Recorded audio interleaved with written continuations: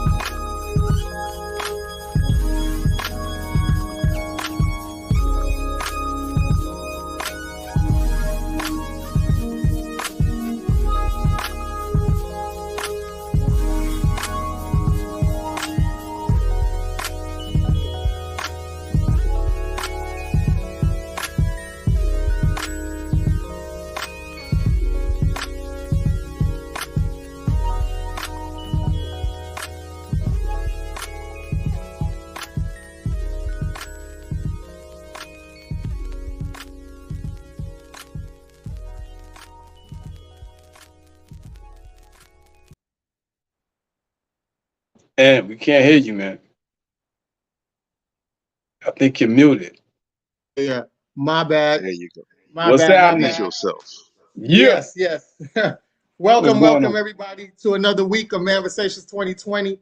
Great to have y'all in the building tonight. Definitely have a great show for you guys tonight. What up, fellas? What's good? What's cracking, man? We good, man. We here. We ready for Chilling, we ready chilling. for We, whatever. we Yes. live. So we were backstage chopping it up. We had one of our the thing about it is and you guys have to be very key whenever you see one of your fellow men say something off the wall or go off the rails. You know what I'm saying? You got to check that. And then when you check it, you know what I'm saying, behind the scenes, you had that talk like, yo, what's going on? You know, even with I had a situation with the Hungry Black Man, and the way people were questioning some of the things that were accessible to his restaurant when it comes to ordering food, and what was considered a side and what was considered I forgot, a compound plate, meaning that it's basic ingredients and basic necessities to make the basic plate look good, right? And it was a guy who, asked the question and went viral, and it just took off. And I saw Starex, the Hungry Black Man, was, defending his restaurant because his restaurant was catered a certain way. I understood both sides of the argument, but when I saw Starex, who I really, really admire for everything he done for the community, there was a way that I felt like he should have went about the whole entire situation. And because he didn't go that way, it kind of spiraled in a real messed up way. And so what I did was I reached out to the brother and tried to do as much damage control as possible. And that's what you do. You know what I'm saying? You reach out to people when you see them spiraling, you help them out. You don't sit back and watch them just spiral out of control and then, scratch your head and be like, yo, dude, you all right? No, you like, yo, look, this is what's going on. Let me help you with this. This is what I think you should do. And it's more valued coming from somebody who values you, and they understand that this is coming from a place of endurance and not a place of judgment or condemning. So we had a similar situation with my boy A1, and Major called him out, rightfully so, should have called him out on it. And he didn't understand what was going on. And in the process of it, while I talked to him behind the whole scene, he realized what he said and what he done was kind of a big no-no, was a mistake. And sometimes we get like that. We get off the rails at one point, and it's up to your friends, your solid comrades, to help put you back on track. And that's what happened, and that's what we did. We squared it away. We're back now where everybody's on the same page and understands that the fight is way bigger, and having as much people and allied that is out here helping us and aligning with us is very key and vital, especially what's heading our direction. So we want to I point this out because we took that time out, and I know we were a little bit late on it. We took the time out because it was a much needed conversation and a much needed dialogue. So we want to address that with you guys to let you know that if you see a friend that's out here or somebody that you value out here just being a little bit reckless and spiraling out of control, it is your job to grab them by the horns or by the reins and make sure that they straighten up and understand what they're doing, so that way they don't go down in flames and you're just sitting back watching. This is why your friends, your true friends, is very vital. And you have to understand the difference between a friend and an associate. A lot of times you guys have associates in your friend's place and have friends in your associate's place. Life is a game of chess. And if you notice the chessboard, the weakest pieces are the furthest away from the king. The strongest pieces are the ones that surround the king. A lot of us have grown up around people and we automatically put them around us, which we are the king, right? So you align them as close as possible around you. But as you grow and you become this empowering person, you start to realize that I do have some flawed characters around me, and let me shift them from being the castle, the rooks, and everything like that, to now put them in the pawn position. And the friends that I just gained end up being some of the strongest people to surround me or protect me And now I put them in those positions. And now when you align yourself up correctly, you end up being the most dominant force on the board. So always keep that in mind. Always keep that type of mindset on you at all times, because it only is going to protect you, your family, and your loved ones around you. And that's what all I had to say. I'll turn it over to you guys if you want to add in on anything else on that before we get on into the program. No, real talk, man. You know what I'm saying? And your perspective is appreciated and your intervention as well. You know what I'm saying? Because the last thing I want to do is write off somebody that's out here that's thorough, that's doing the work. You understand what I'm saying? So all well and good, you know, me and brother, we gonna have a conversation. You know what I'm saying? And we get it Yes, together. sir. So that's what it is, man. You know, we have a real enemy. You know what I'm Mhm. saying? And it's good to know that that brother's not, you know, what I thought he was. You know what I'm saying? That's a Mhm. good thing to know. You know what I'm saying? Mhm. Because brother, I know people, you know, who've been in a struggle like this, who've done this, who made this their life's work. You know what I'm saying? I come from a family of activists. I know Black Panthers personally. You know what I'm saying? So like I have a totally different perspective when I look at, you know, certain behavioral patterns and they look off. You know what I'm saying? It really messes with me in another way because I've had so many conversations with people who've been there. You know what I'm saying? And they tell me, Mhm. hey, you know, watch out for these things or whatever. So, you know, it is great that we can have a dialect and we can all come back together and understand, hey, we're on the same side and start mashing towards handling some of the business we really got to handle out here, you know, Mhm. because at the end of the day, we all we got. So, Mhm. you know, it's good to know that, you know, hey, nah, brother's not that, brother's this, and this is thorough and solid, like for real, for real. So that's a blessing. That's a beautiful thing.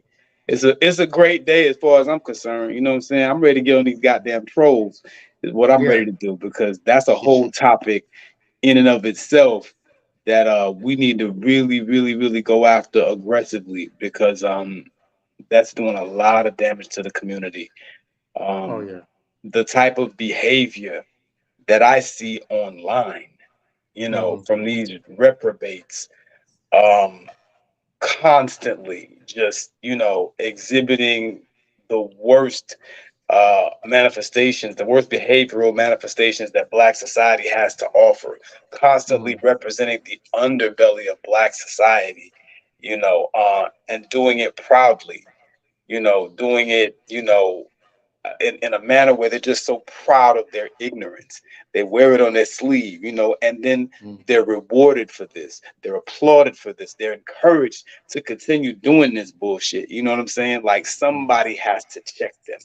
You know, Yeah. we have to be about the business of correcting the psyche of the people who not so much commit these actions, but the people more so that support them. Because if you cut Mhm. off their support system, then it's like Freddy Krueger.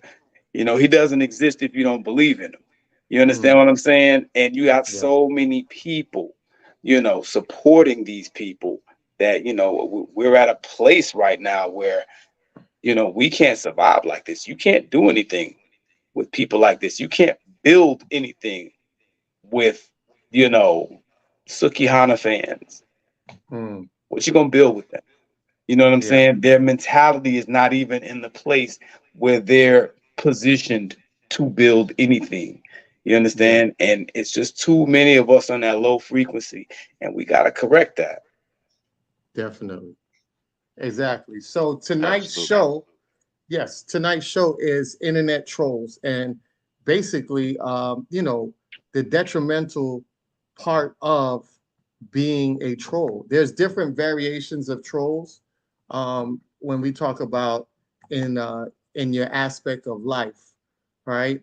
So you can be trolling somebody on the internet, and you control somebody as well in a relationship, right? There's different ways that you troll people that we definitely going to get into and show you guys that trolling is actually bigger in all aspects of what our day-to-day basis.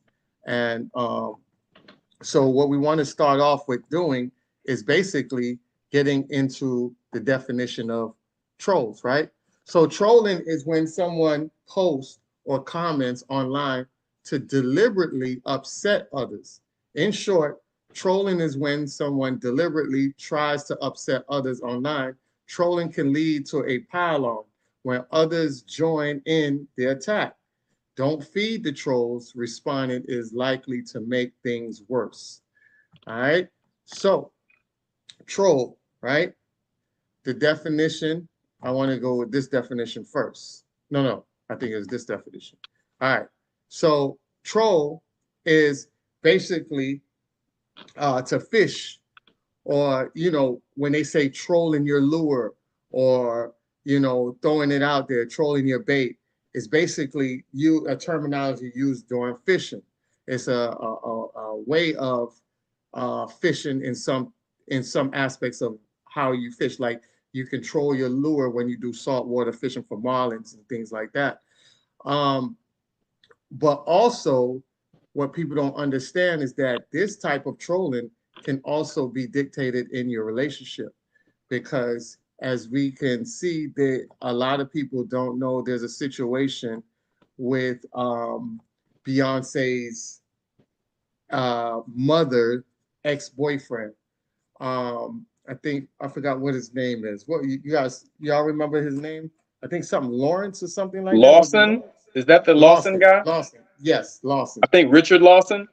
Yes, Richard Lawson, right? Mm-hmm. So with Richard Lawson guy, a lot of people didn't know, that Richard Lawson knew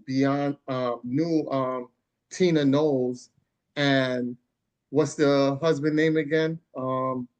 Matthew knows. Matthew Knowles, right? So Mm-hmm. Matthew and Tina Knowles, Richard Lawson knew them way back when Beyonce was 1 years old. Uh, So during that time, he was friends with them, mm. right?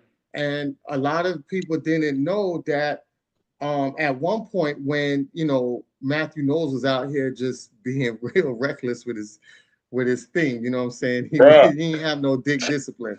He was bruh. real reckless. There's no Uh-huh. sugarcoat behind it, Right. right? So he was out here just real reckless with Tina Knowles, and she tolerated it over the years, and he just kept having baby and baby on her with other women. And I think the last straw was, I think, 2000. They said 2000 when they broke up. I forgot when actually they broke up. But when they broke up, I think no, I think they broke up in 19. Gosh, what was it? 19 something. It was early on in the years that they broke up, and when they was together, Richard Lawson came in the picture and shot his shot at Tina, Mm. right? And they Mm. weren't fully divorced or anything. He was trying to shoot his shot while she was technically still married to Matthew Knowles. Yeah. And what I was getting, allegedly, this is what I was reading. And the thing about it was, she declined that. She declined the shot. Then he waited in the wings. He trolled. He trolled in the wings. He was out there streaming along in the water for Oh, 23 years, wow. right? He watched Wow. Solange get born. She became born. She was active, and then he ended up getting with this lady Tina Knowles 23 years after shooting his shot the first time, while she still was married to Matthew Knowles. Wow. So during that time, when he finally got his shot, he they end up getting together. So when they were talking about how the children, he wanted to receive the blessings from the children, and they didn't have any problem with him because they knew him from being a family friend for so long. So they were cool with it. But Yeah. then as he got into the relationship um, with Tina Knowles, they were going out, they were having a great time. Everything was good until they started going on interviews. And then he started seeing how this woman was very condescending Very. and very she, Oh, she had so much masculine energy, and the way she just really pounded this man's feelings and manhood down in the ground like that, it was it's too much. disgusting. It was too much. Mm-hmm. And he had to pull away, and he ended up, calling it quits with her. And people didn't really know what the real reason was, but then they started digging and started to see that she became very vitriol towards this guy. Mm-hmm. And she was very condescending. I think in an interview, she was like, yeah, he wasn't really, what she said, he wasn't really my type or something. What offended him? I forgot Because she exactly. said that he had flaws and he was far from perfect. That's what Yeah, she Far said. but perfect. Yes. Far from right. perfect. And then he said he gave her a look like, no, I mean, yes, you are far from Like perfect. I mean, I she am. was just like she was shitting on him, bro. But that's what you get when you get things through ill-gotten gains. That Yeah. was some slick shit he did to get her. Yeah. Yeah. And She now ain't he no let Exactly. prize anyway. You know what I'm saying? But that was some slick shit he did to get her. That was foul. Yeah. the way you get them tends to be the way you lose them. You You know, damn right. Exactly. there's a quote from George Bernard Shaw, this British playwright. He said, "There's two great tragedies in life. The first is not getting your heart's desire. The other is to actually Mm. get it." So Yeah. he was willing to go ahead and invest all that time and effort. You know, all these other women out there he could have been interested in, but he had his mind and heart set on her. Okay, cool, you got her. Now you Now find out what? real quick that what in your eyes was one man's treasure is another man's trash. In this Mm. case, your trash. So Yeah. All that glitters ain't gold, bruh. You dig? Exactly. he's That like was that. that was foul, man. And that usually happens, man, when you get something in a foul ass way. Yeah. Be And that's ready. that that's what I was alluding to. So that's why I wanted to show people that trolling, before we get into the internet trolls, that you can troll in relationships. So he was trolling. Like I say, the trolling technique is you throw your bait off in the water, the boat is coasting, and the bait is coasting along with the boat riding. So it's trolling along in the water.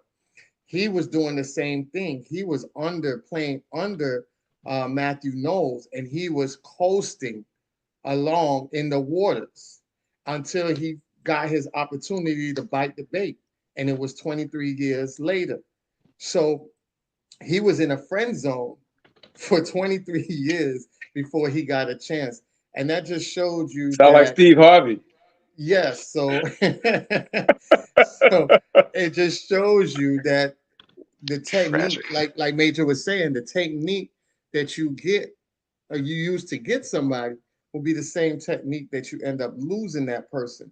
And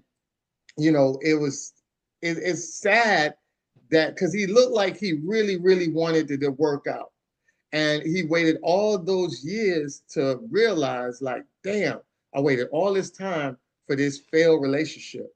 And it doesn't mean me or serve me no good because she was Real talk. condescending to me the whole time. So you actually wasted years, like Bobby said. You could have been out there, hollering at different other women, Easy. but you had it where you was trolling and wanted to wait in the cut till it was your time to go ahead and grab the bait. So uh we broke down that part of it. There's another aspect of trolling when it comes to celebrities, right? So I wanted to show people this, right? So this is a picture of that was posted of Megan Good. I mean, no, not Megan Good.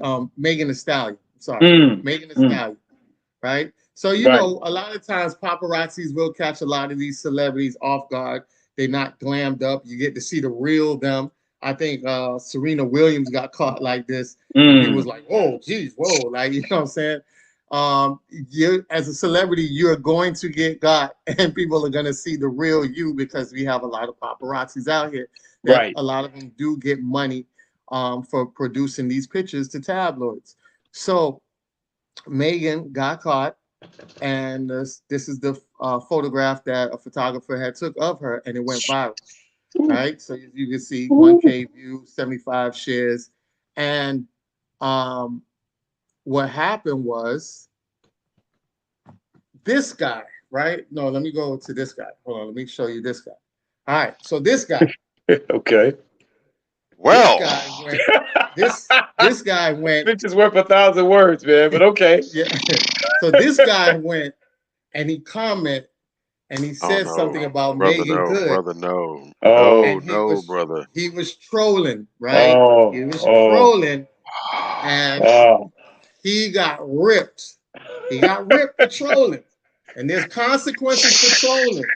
You got to make sure if you trolling, man, make sure you dot your I's and cross your T's, because we showed you last week what happened when Buddy was trolling with Kiki and how them women went in on Buddy and showed you his nails and, you know, all the little messed up behavior, and plus you know, his bad habits, smoking beanies, and you know, dude just was totally off trash with it. You know what I'm saying? And they pointed it out. That's what happens when you troll. So one woman in the comment ripped him. When I say she ripped him, right? So Oh one no. girl said, with or without it, oh, she still looks good. And then the guy says, does she? Laughing out loud. I'm just saying. The girl, I don't know who this girl is, but man, she ethered him. She said, she tagged him and said, this you? Balled up homework nose ass. You can't talk shit about Oh nobody my but being God. humble. Boy. When she said balled up nose, Balled up homework nose ass nigga. Hold up, bro. Dude, fuck Jay-Z. Shit, listen, boy. family. Listen, Dude, fuck Jay-Z. family. Oh, Family, who please. dropped the Wow. who dropped the ether beat? Wait a minute. Wow. Yes. Boom, boom. Listen, Why do I hear hit him up playing in the background? Oh man. Ooh, please, that's family, gonna leave a mark. Is that the No please, Vaseline album cover? Wait a minute, hold on. Woo. Oh Lord. family, Damn. please, Oh, family. oh. The internet is not a Trolling, safe place. yes, It's Don't do not. it. trolling is not for everybody. Oh my Please, sweet baby Jesus. Really? trolling is not for everybody. You're not Woo. built for this, because there's people out there that are very vicious Yes. when it I'm comes one of to, them. I know. Yeah. It's yes, like they will eat you alive. So tread lightly. You're gonna say something, be thorough with it. You wow. know, I seen thorough brothers and sisters that said something about celebrity, and people just looked at them because they went through their pictures. They was like, yeah, well, shit, they do talk what they talk, so they on point. They get a bypass. Hey, But if you not on point, if you hey. say something, oh, they are going to rip you to shreds, my Ooh brother. wee. Ooh When wee. I Hold say up. that balled up homework, like I was crying when I laughed, because I'm thinking about That's all the harsh. times I balled up my homework. And you know, as a child, you ball up your homework and you throw it in the trash, right? And you like, oh shoot, I done threw the wrong paper in the trash, and then you unfold it. And now you unfolding and trying to read what you wrote, and it's because the paper's so crumbled up, you can't even, it's hard for you to read it. So when she said that, Oh, she lit his ass up good, boy. Damn. Woo. family, Damn. Wow. just Okay. just a different level of trolling. Like, She from the yo, projects, bro. Like you don't rank like that if you ain't from the projects. I know. We used to yes, go back and forth all day. It got to the point when I was a kid, a nigga rather me beat their ass than rank on them. You know what I'm saying? Like it was correct. like that. It was me and a couple other people. Like, boy, you just ain't want that pressure in your life. You know what I'm saying? And Correct. you get that from being around other project kids Yes. because you know we all poor. You know what I'm saying? And we live in the same little situation, but Mm. we find ways to exploit what's more poor about you than it is about me. You know what I'm saying? Correct. And we just go at this all day. It's like, bro, that's something unique.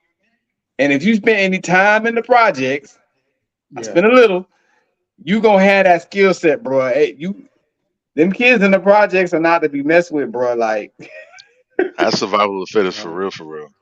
Yeah, woo-wee. not at all. Not Wow, at all. wow, yeah, that So that was heavy. so yes, we want to get into another trolling moment Hmm. that a lot of people put up, and definitely want to give a little insight and talk about this because Hmm. it says a lot. It speaks Oh, volumes, right? oh, So this picture surfaced, oh. um, and Champagne Poppy, aka Drake, had posted the picture on the right in his stories, and he wrote, "If my girls see you backstage, bring thirst is gonna get smoky. It's gonna get real smoky, right?" Hmm. So, and I'm like, man, he put this caption up, and this guy is over here smothered up with Big Sexy Red, right? That's what her Hmm. name is, right? As you guys who don't know the backstory of this girl is a rapper who is being promoted by the dominant society. She really doesn't have too much skills like that. She's very basic when it comes to rhyming. It's kind of like a nursery rhyme, right? We've seen a lot of these nursery rhymers that are blowing up out of the blue, and getting these big fame and deals. And you start to scratch your head like, how do they get the deals when we have so many talented brothers and sisters out here that should be in the limelight and deserve their notoriety? Just like, what's her name? Oh gosh, I can't remember her name, man. Cardi B. uh, no, no, no, no. The thorough one with Kendrick Lamar over there. Oh gosh, Baby Scissor? King. no, no, no. The Right. thorough rapper. She's real thorough. Is it Cat? Oh, Not Cat. Rhapsody.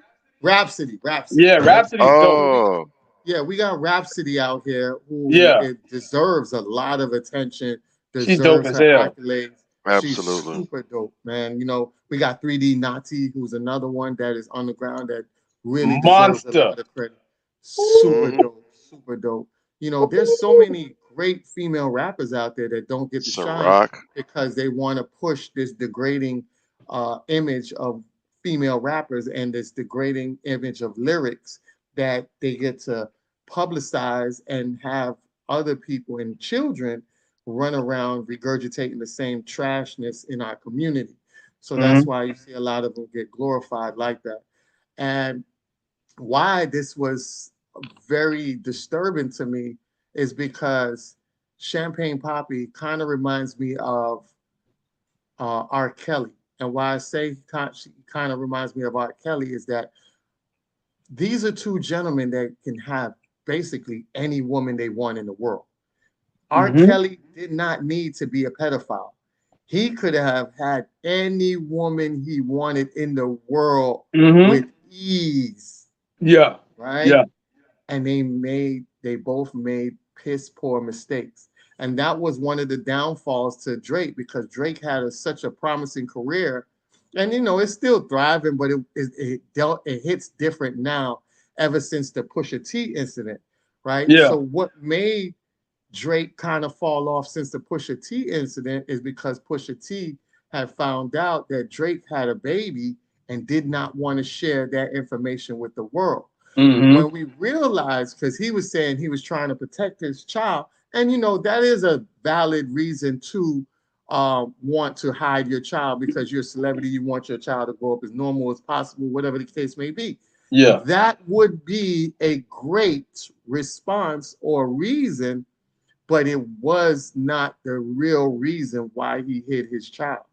He hid his child because his child's mother was not up to par with the public image that people would want to see Drake with. So I think she was what? She an adult star or something like that, Porn or star. a porn star, right? Porn titty And Yeah. chick. Yeah. he ended up buying her BBL to get her body right and everything like that. So it was kind of like this low energy woman that he ended up getting pregnant when there was so many other women out here that would die to have his semen inside of them, Yeah. right? Yeah. And when that came out, he felt ashamed because everybody wanted to know. Oh, they was like, damn, Pusha T was like, yo, he got a child? And everybody thought he was lying. And then they start doing the research, and then they found the girl. Then when they found the girl, all of that came out. And Drake was not ready for all of that to be released at that time. And it kind of killed and hurt his image severely. And he hasn't recovered from that since, because we've seen him recently going out here with painted nails like a woman. You know what I'm saying? And Mm-hmm. it's very sad to see this dude spiraling out of control when he was in a position to really be that iconic dude that a lot of guys could have looked up to, and Yeah. it actually went in the other direction. And this is why we have Manifestation 2020, because we want men to have the confidence, the strive, the knowledge, that masculinity, that force. We used to have an image, a black male image back in the day. Like once a black man come in the room, that was like he shut shit down. Like people respected him. They stepped back, they saluted him, whatever the case was be. And we had a lot of men that were like that. Now we're losing that essence of strength and confidence and that pure essence of what a real man felt like. Even just being in the room, you just felt the real man's energy. We don't Right. have that like that anymore, and it's deteriorating. So we want to make sure that we get back that energy, man, and start, taking self-pride, having discipline, you know what I'm saying? Things to show that you got standards and you're not out here to just be slanging your meat to any and anybody. Your royalty, your semen is supposed to be looked at as gold. You're not supposed to just sit there and just give everybody your gold. You know what I'm saying? Only a selected few, or even that one woman, should be that one that you give your gold seeds to. And Real that's talk. not what we're seeing. So we just want to make sure that you guys are out here getting the best crop that you can get, the best selection. And by doing that, starts a lot with your confidence, your image, and the masculinity that pursues and intrudes out in public, so people feel that they want to be that. Nobody wants to be Drake. I'm sorry. Nobody's running around here with hearts in their haircut anymore.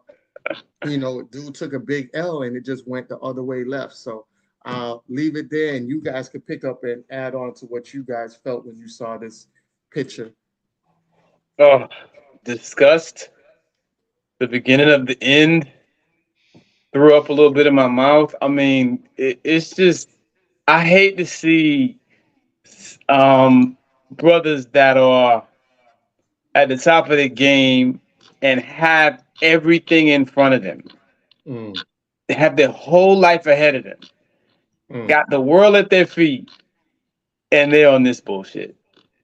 You yeah, know what I'm saying? Like people could make the argument that Drake is on the same level as her as far as You know?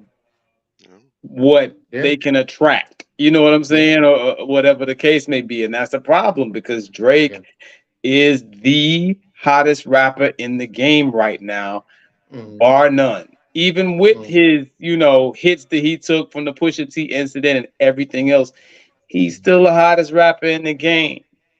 mm. And it felt like, he's trying to do this for attention or free promotion or whatever the case. It feels like he's trolling. Exactly. You know what I'm saying? And it's like you say, you don't need to do that, bro.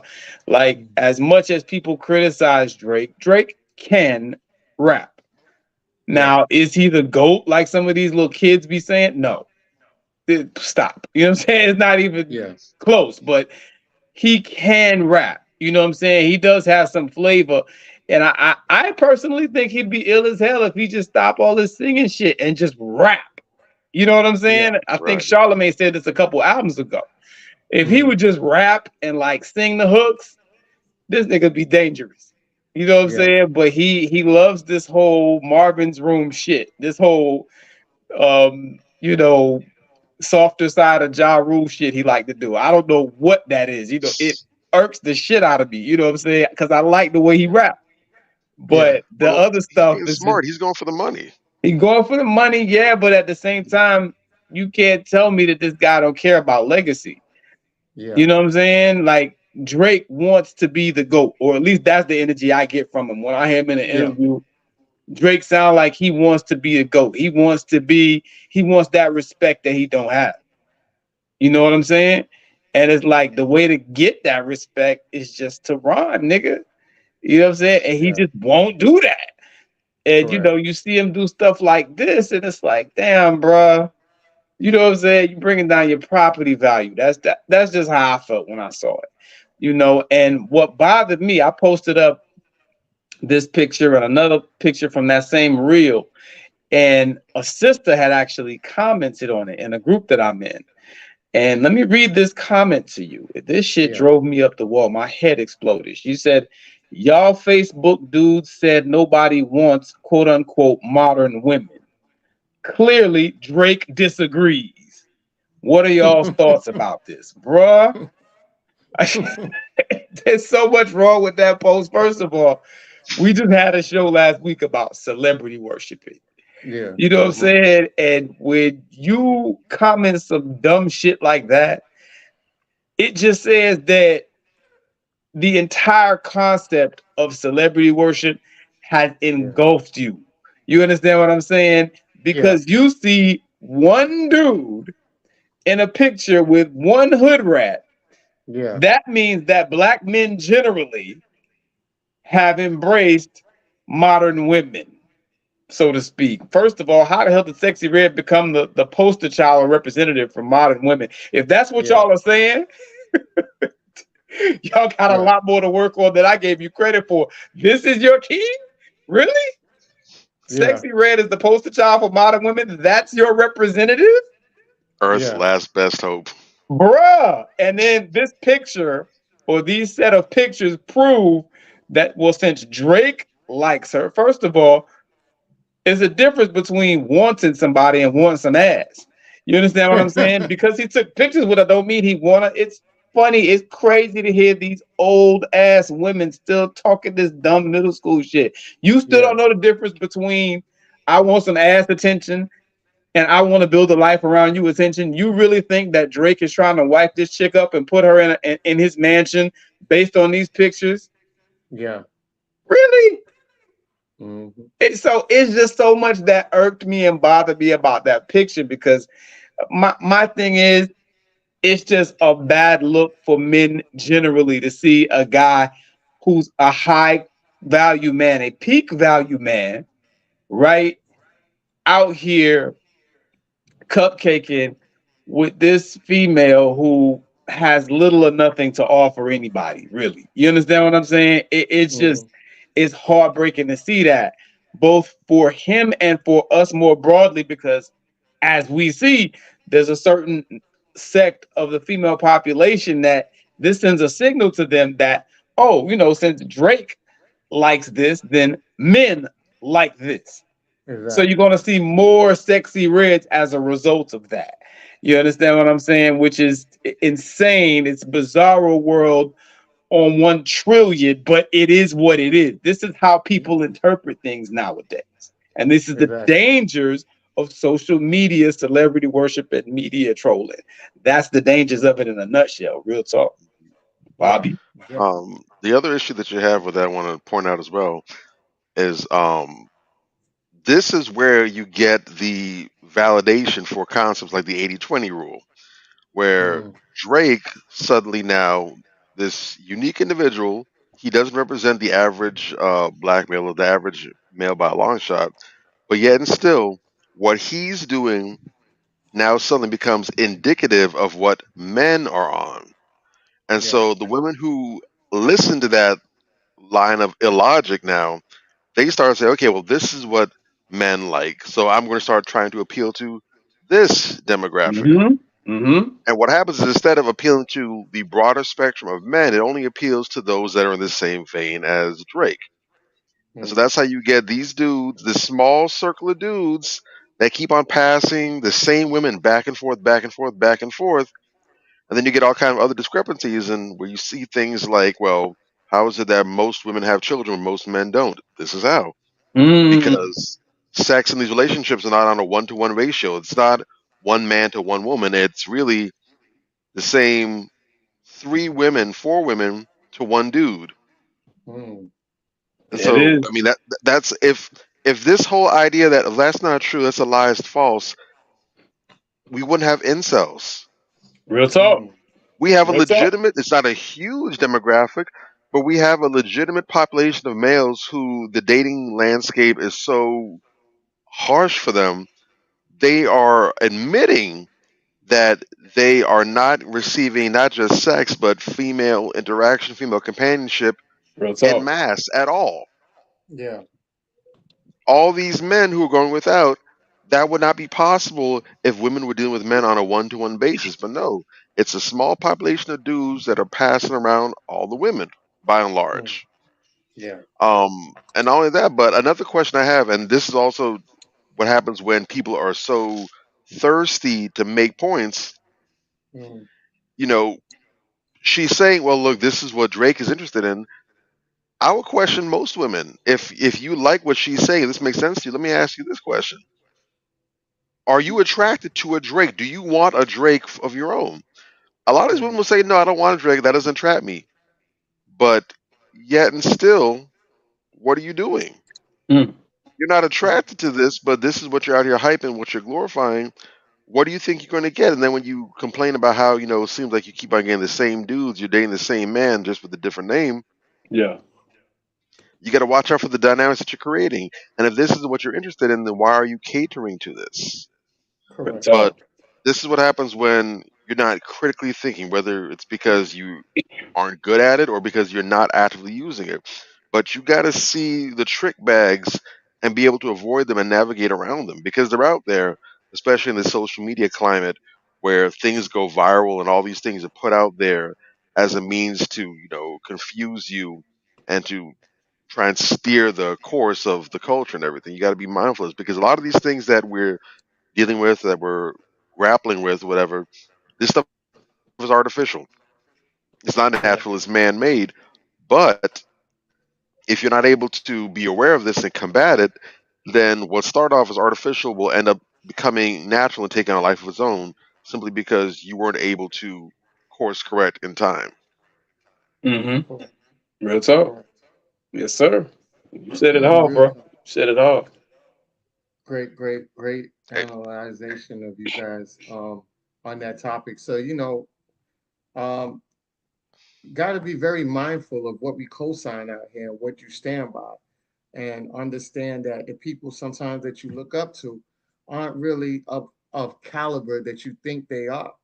A lot of time it's low energy people being turned into celebrities, and when you realize that, you start to say to yourself, like, okay, damn, if there's low energy people around here, they're going to be attracting more low energy people because you're only going to get bigger as the person you are. So if I'm a thief and I get, in a room that is full of goods, I'm going to become a bigger thief. Like I'm going to go after some real bigger jobs and things like that.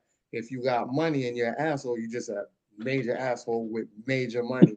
So if you're a person that have low energy and you go out here and you become a star, you're going to attract a bunch of friends and girls of interest that are mad low energy. And we're seeing that through the multiple um, views that we see through Drake, who child's mother was low energy, and now you're over here hugged up with Big Red, who is also low energy, and a woman who confessed on record that she had multiple STDs. So it just shows how much of a man you are when you really dig in the bottom of the trash can when you should be eating at a five-star table. All right. Real talk. So hmm Well put. definitely want to go into this next meme that I saw, which I thought was very interesting, right? So Michael Bazin put up this, right? He says, I think it was one of the guys on his page must have commented. It says, why a lot of men stay single. Well, anonymous person wrote it, right?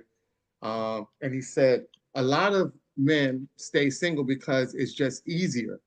They get tired of not meeting that perfect standard a lot of women seek. They might be single because the women they encounter find it flawed, too short, too dark, too light, too young, too old, too broke, and dismissed with prejudice. Maybe they're tired of rejection and want a woman to show interest first before investing their time, money, and effort. If they encounter modern women, be modern enough to make a move, meaning shoot your shot. Mm-hmm. Or maybe, just maybe, they are enjoying peace in their lives without the headaches of pursuing somebody. So, what are you guys' thoughts on that? Hmm. Agreed. Well, go Very ahead, much Bob. Go agreed. ahead. No, there's we talk about this, and we've talked about this here on Manversations 2020. Mhm. We've spoken about this, outside the show in different forums and comments and posts, with other brothers, with ourselves. Um, there's a lot of unrealistic fantasy ideas that women have when it comes to dating.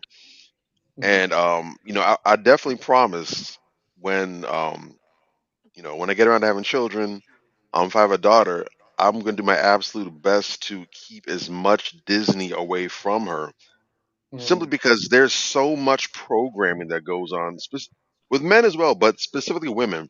From the moment a girl is born, there's all manner of programming and targeting that's being you know directed directly at her from jump. The Yeah. whole Mhm. Hallmark, De Beers, Kay's fantasies, the And- Disney princess thing, where there's this, where she's a damsel in distress and some Prince Charming who's perfect. He comes from money. He's drop dead gorgeous. He's strong. He's brave and fearless. Just the ultimate man. You know, the top 1% of the 1% Yeah. coming looking for her, snatching about obscurity, bypassing all kinds of way more qualified, way more uh, on par women just for her. Mm-hmm. And he's gonna come and they can live happily ever after and everything, and just everything just coming based off of that. That really does a number on women's psyche, It and does. it's primarily because there's not too much that comes to kind of break that up. See, they do kind of pitch some of those things to boys when we're coming up as well too. But as they're doing that, there's also enough reality checks from media, whatever, that kind of doesn't let them get settled in too much. So it's more balanced. It's more of a variety of what males are exposed to.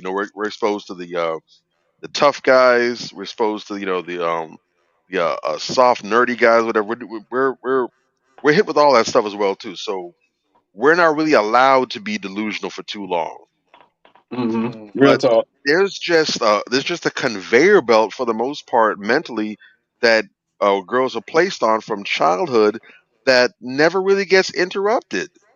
Yeah. Even up into adulthood, there's a lot of women who are allowed to reach adulthood, deep into adulthood, while having a lot of their delusions, these, I don't even say delusions, but just these inaccuracies, not challenged, not checked. And Yeah. the danger in that is, it's one thing if as a child you get this misinformation corrected. You can be a child and you were brought up on Santa Claus and the Tooth Fairy and all that stuff. Then you find out once you hit middle school or high school or wherever, that this isn't real, it's false, whatever. And it might be a little blow, like, oh, I really believed in that. But you bounce Mhm. back because children are very resilient, you know. Yeah. But when you become an adult and these seemingly innocent ideas about how life works and what to expect from life, and when Mm-hmm. these things are allowed to set in, this becomes your foundation. Yeah. So now other things, other expectations, other ways that you move out in the world, how you view men, relationships, everything else, all the other stuff that you have, these advanced concepts, they're built on top of these inaccuracies. And anybody that's in construction, anybody that's in building, anyone that's in design will tell you, when you have a design that starts off flawed, the end result can't possibly turn out well. Even if something does happen to look okay on the surface, there's going to be all kind of issues with stability on the inside, especially if we're talking about a design that's meant to be built in the physical, right? That's across the board. If you're doing a tattoo for somebody, for example, and you have an error somewhere, maybe you botch with the color, whatever. A lot of cases, they're just gonna have to go ahead and redo the whole thing or redo the design completely. Now it's not gonna work anymore because the foundation is botched. You got to redo it. If you're building a house and the structure, the beams aren't on point, you got to strip all that out there and then redo it, or maybe even knock the whole structure down and start all over again. Yeah. And it's no different when a woman has these faulty misconceptions. She's out in the world operating on this information and making huge decisions, because we're talking about the men that she's going to entertain, look for a relationship with, that she's going to date, spend time with, going to be giving access to her body, maybe having children with, marriage. These are the kind of men that you're out here looking for, because they're supposed to check off these boxes that don't work. And now later on, years later, you find out, man, I got to start all over from scratch. And aside to Right. the other damage that can rack up, a lot of people, they just simply get to a point where if they take enough L's, they just don't want to be bothered anymore. Mm-hmm. Yeah. Real And talk. men are no different. So when you have a lot of men who are encountering these women that have these fantasy ideals, they're taking these trivial things and making them, non-negotiables. Women who refuse to talk to a man that's not 6 feet tall. Women that refuse to talk to a men who don't earn a certain amount, and I'm going to be fair, that don't make at least what the average is, what have you. Right. Regardless Right. of whether they're at that level or not. I mean, they could be making below that, but he still has to, clear the moon, whatever. A Yeah. lot of dudes are like, what, it's not worth it. It's too much of a headache. It's too much of a pain in the ass to deal with this. Um, and especially if they're not even traditional, they're definitely on the modern wave. And he's like saying, okay, well, you're modern, I'm modern too. Meet me here in modernity.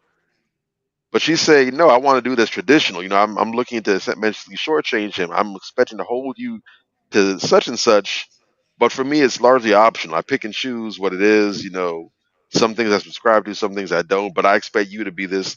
You know, for a lot of dudes, unfortunately, their response is, you know what, I'm just going to cool out. I'm not even phased. I'm not even worried about it. The, Mm. the peace that I have from just being single and doing me supersedes the headaches I'm getting from dealing with these people who are unreasonable. Whatever. We're not. I'm not even going to get into the whole passport, bro. Uh, I'm going to leave that alone completely. I'm not That's even going to another get into show. that. That's a whole That's a other. whole show.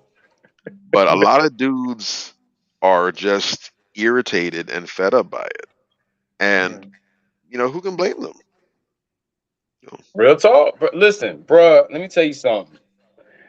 You hit that one out of the park when you started with talking about the bullshit that they start pumping into these women's heads when they 3 years old. You understand what I'm saying? Like, the bullshit is just mind numbing that they It's feed these wild. women when they're this age, that you're a princess and you a queen. You always gonna be a queen, Grua. You are everything, Grua. And there's nothing wrong with putting positive reinforcement in your child's head as a female, Correct. as a child, as a person. That's cool. With your male kids too. Positive reinforcement is great. But when you tell them all their life that they're a princess, you understand? And you deserve the world and whatever. And then, as they start to get into the dating age, you know, I mean, people tell their kids ridiculous things. I remember this girl I used to be around, right? Like, I had actually dated her friend, but me and the friend ain't work out. But the friend was cool, so she was like trying to put me down with any one of the female friends that I was compatible with. I was like, all right, shit.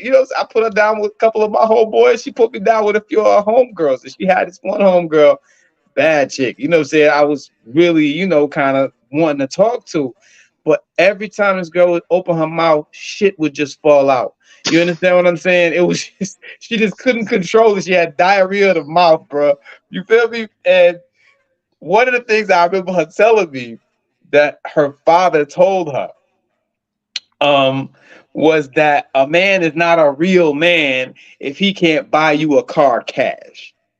Now, this girl was all of I think 21, 22 years old at the time. Mm. And first of all, I'm looking at where she lived. I'm not trying to pass judgment on nobody, but where she lived would bring to question if her father was able to buy her mother a car cash. No shade. I'm just keeping it a buck. You know what The I'm saying? most unreal nigga of all. You feel me? They wasn't living in Hollywood Hills and shit. Like it wasn't like that. It was a regular schmegula ass townhouse. You dig? So you're pumping this bullshit into your daughter's head and you don't even realize that you're handicapping her because she believes this bullshit and she's telling it to me. Now, it took me a while to get Confidently my too, game. probably. Huh? Probably confidently too. She said it with her whole chest. Confidently. With her chest. She said the shit with her chest. And I'm the person, as we discussed earlier, when you say something with your chest, I believe you know what you're talking about. So, bitch, I'm gonna call you out. Like it's going down. So it's that type of thing. So I had a serious conversation with her about that. I explained to her how ridiculous she sounded, and what was interesting was she said she actually was like, you know what, it makes sense. Now that you explain it that way. And me being the man I am, I've never had. I think one of the things I'm most blessed with, I've never had a fear of loss, and I encourage brothers out there. When you're dating, when you're talking to females, not having a fear of loss will put you at the top of the game all the time. Yeah. I tell the truth and I go hard in the paint and I'm the most consistent person you'll ever meet in life. So it don't matter, if you look like Leslie Jones or if you look like goddamn Zazie Beetz, I'm gonna just give it to you blood raw. You know what I'm saying? And like, I just kind of let her have it, let her know, you're not a bad looking female. You're very attractive. You cool people.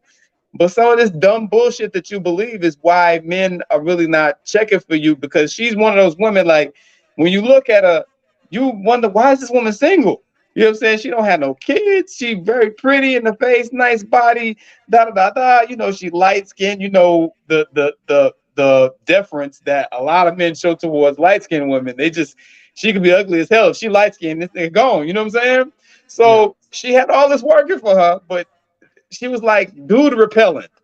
You dig? When I was explaining to her, some of this quirky bullshit you believe is what's running brothers off. You need to tighten up and stop with these silly ass myths. You know what I'm saying? And maybe you'll be able to pull better. And so that's how we got to talk to sisters. A lot of these sisters, a lot of y'all sisters out there on some real shit, man. Y'all just need a dude around you that ain't trying to fuck you to tell you the truth about yourself. That's the long and short of it.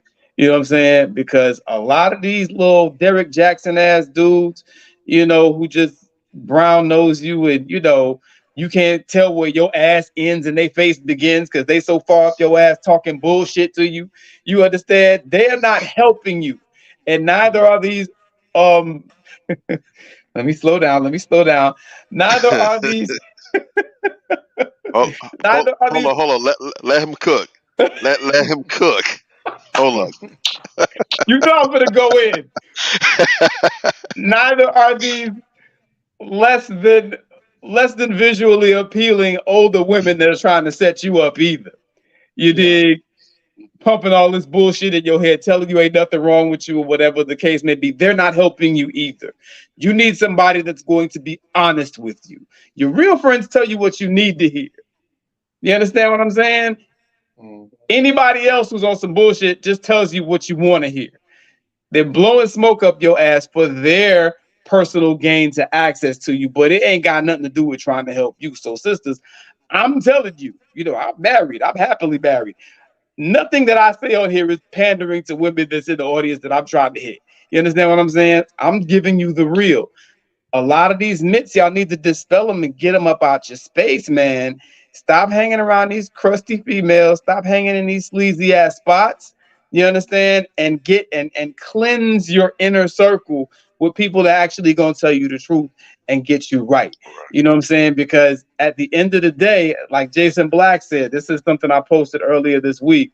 Part of vanity and narcissism is your expectation that you have a right to an unfair deal. See, that's what a lot of y'all's problem is.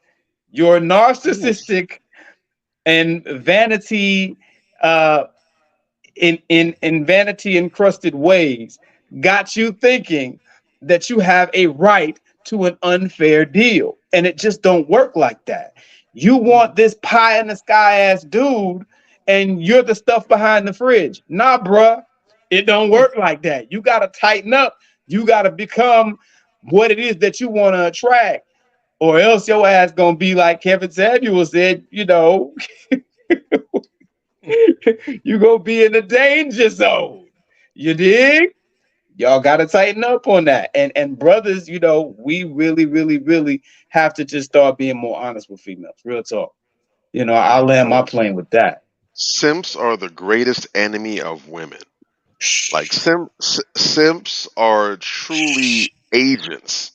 These dudes that kiss ass just for, in some cases, not even for any benefits. In a lot of cases, they're not even looking for any play off of it, just because they have this subservient mindset. They handicap these women that they think, in some cases, that they're actually helping. You do them no favors. And again, like you said, there's nothing wrong with, empowering and encouraging young girls to feel beautiful, to feel special, to feel, powerful. There's nothing wrong with that. Right. But like everything else, it needs to be tempered with some reality. Real talk. Anything, too much of any good thing can be bad for you. You drink enough Yes. water in a short enough period of time, you can suffer water poisoning. Yeah, If you about that. if you take too many vitamins in one go, you can make yourself sick. You can poison yourself. Mm-hmm. So too much of that motivation, encouragement without that proper, perspective, it can be dangerous for your outlook. And especially as children, without getting tempered, you got to be careful, because as adults, if somebody comes up to you as an adult and starts putting a whole bunch of nonsense and junk in your ears, whatever, as an adult with some level of intelligence and experience, you can recognize, hold on, something ain't right. I know this person just trying to gas me up. They just want something from me or whatever. I know they're full of shit or whatever. You can Mm-hmm. discern that. But as children, you don't have that yet. Children are sponges, so you can tell a child anything. True. And bless that child's heart, that child is going to believe you. And if that never gets corrected or altered, this becomes a core foundational belief for this child. So essentially, it's a one way. That's how you can groom children. Yeah. That's how Real these talk. predators, they tell these kids all kind of nonsense. They groom the children because children, they don't have the life experience to filter stuff out and recognize bullshit when they hear it or whatever. So it's important from jump, if you're a parent, or if you're a figure that has access to children, if you're a teacher, if you're a mentor or role model, whatever, if Mm. you work with children in any capacity, you are obligated, yes, to guide and mold these young minds properly, but to tell them the truth, Yeah. Real talk. to keep them honest. You can empower your children without lying to them, without setting them up for failure. The two are not mutually, they're not mutually separated. You can do both. You can empower the children, but also keep them honest and keep them tempered. So as they grow older, they're not lopsided. They're Yeah. balanced. They're Right. functional. And they're able to navigate the world properly with the right lens. That's super necessary, man. I slightly disagree with you on that, bro. I think you said simps are the biggest enemy of women. I say it's a toss up between the simps and the OBSs, the old broad saboteurs. It's a toss up between the simps and the OBS. You know what I'm saying? It's one of the two, because unfortunately, They and arm I wrestling told, for it. huh? They arm wrestling for it. They arm wrestling for it, and I told you, when I was commenting, and having a debate with somebody we know on my page, one of the younger sisters that I used to mentor actually commented, talking about how she comes to me to ask me for advice. I mean, my God, I haven't, what I'm saying, really spoken to this girl since what? Back when she was in high school. It's been forever, but she used to come to me for advice because older women, her words, not mine, would always fail her and give her some bullshit advice. And that is because many of the older women out here, regarding the younger women, they don't have any answers. They have failed in dating, relationships, marriage, child rearing, child raising, and everything else. In many senses, not all the time. Some of these sisters are doing very well, but many of them have failed. And unfortunately, a lot of time it looks like they want the younger sisters to fail too. Misery loves that company. You know what I'm saying? It's a very, very sad dynamic. But that sister posted that on that thread because she wanted this other sister that I was debating to see it. And she never responded to it, but I found that very interesting.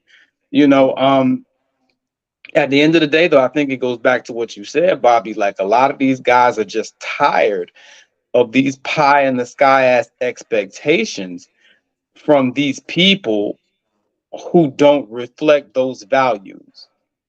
Our brother Kevin Samuels did an excellent job of putting it out there. How a lot of these women, they expect these amazing qualities when they're quite average. And I'm not encouraging anyone to be average or mediocre. You understand what I'm saying? But I think that a lot of women, particularly, see the average, quote unquote, guy as mediocre. Shout out Ebony K. Williams. You understand what I'm saying? They see the average guy as somebody that's mediocre.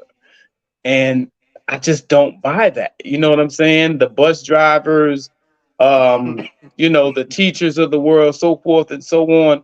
You can be extraordinary and just not be balling.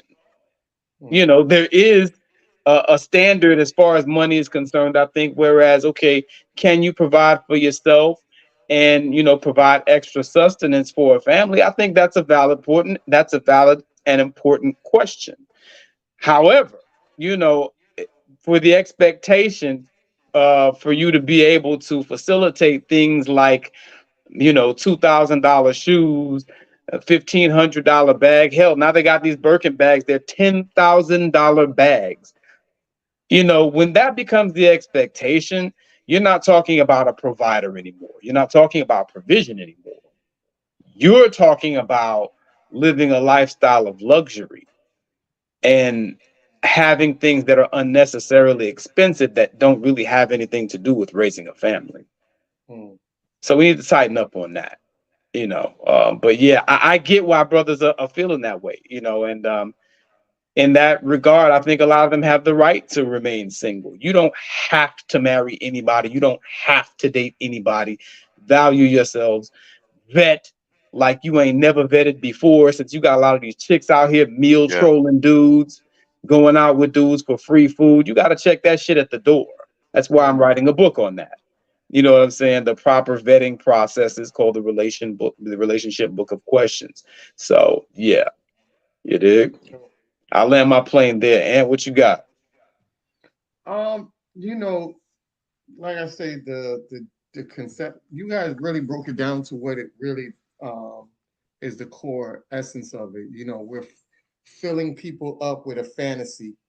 And when you have this fantasy and it doesn't come true, you also set up a very hard downfall that a lot of these people fall flat on their face, because when you are expected of something and you don't get it, it's going to create a huge line of depression.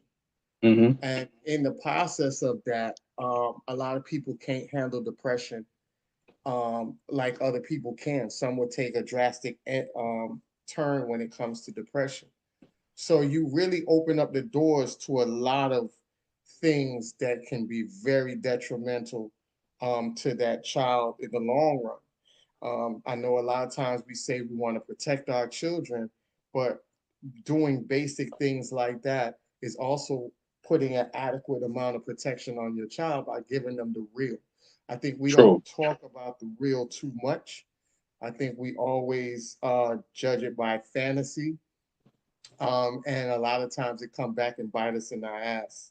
So we have to do a better job at that. And it's like in anything in life, you have to make sure that you're setting your children up in the right way. Because even when it comes to being real with the expectations of life. A lot of times we're not even being real with our children. We're telling our children to save, right? But we're not out there saving so that our children can see what saving looks like. We're out here telling our children, we want you to have a nice marriage, or, getting the line of finding a great mate, but we're not putting out showing what a great mate look like. We're not in relationships that's 20, 30 years looking healthy like some of our parents got to see with our grandparents. You see what I'm saying? We're Mm-hmm. not putting the visual out there. And I've always told people, like, even on Manifestations, or you catch me on any of my platforms, you got to lead by example. You know what I'm saying? So the expectations aren't being met by a fantasy land. They're met by seeing that their parents achieved a certain, have a certain way of structuring themselves to achieve what they need to achieve. That's more powerful than feeding your children this optimal dream, like, hey, sky's the limit. You can go out there and get it. Yeah, it sounds nice, but show them how sky's the limit. Show Right. them that way. Point them in the direction with leadership, and not point in the direction with your finger. Because a lot of times our children are very unproductive because the parent is very unproductive. You see what I'm saying? And it's Real hard talk. for you to talk to your child being unproductive to get them to be productive if what they see is like you're not even practicing what you preach. Right. This Real is talk. why a lot of children respect mentors more than they respect their parents, because Mm. some of the mentors be on point. Some of the mentors is what the children want to be like. You feel me? Talk. Real That's why talk. you have a lot of children that be like, man, I wish you were my daddy. You Mm-hmm. run across a solid brother.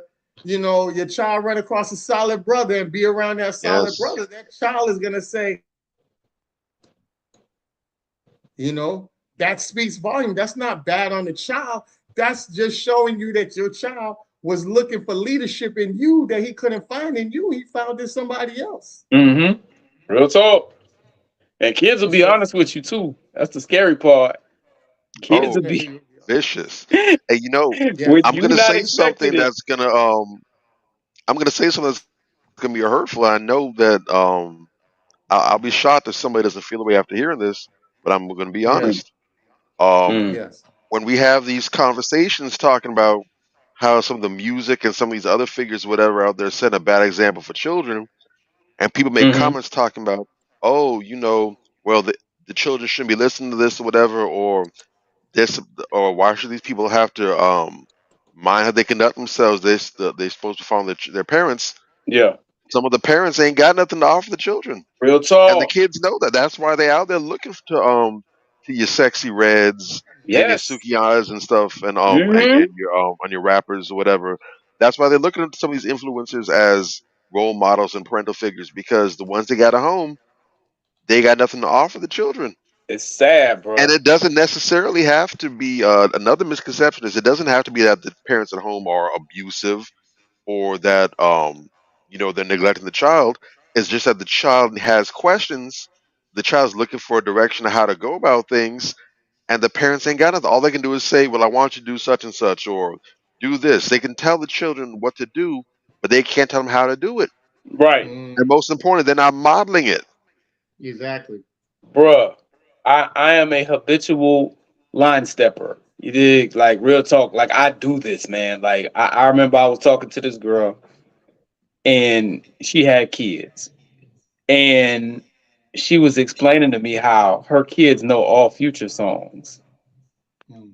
Well, why the fuck your kids know all future songs? You know what I'm saying? Like, mind you, these are not my kids. You understand what I'm saying? But it just bothered me. Like, dude, bro, like, I'm real with this shit. I'm not pretending. You understand what I'm saying? Like, it bothers me when I see people that just allow wrong shit to just go.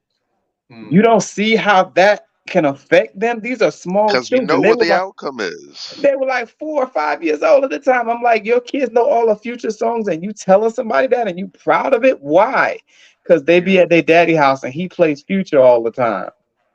Why Mm. the fuck you let him play Future all the time around your kids? Like, I'm going in on her about her kids. Yeah. But yo, I felt like somebody had to. Yeah. I'm dead ass. Like, and it's like if you got a problem with me and what I said, then it is what it is. You can feel how you feel.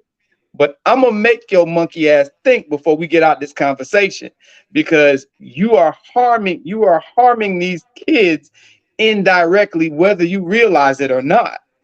You Yeah. understand what I'm saying? And like, she was mad Right. at me for a while, you know what I'm saying? But eventually, she started talking to me again, and she was like, you know what, you was right. I'm like, I know I was right. That's why I ain't back down from that shit. Like, you gotta stop and think about the type of shit that's in Future's music. Like, if we're even adults, weak-minded adults shouldn't even listen to Future's music. You dig? But you got your 4-year-old listening to Future. They know your kids, more than one of them, listening to Future's music, and that's cool. And Yeah. again, remember what I said. These are children.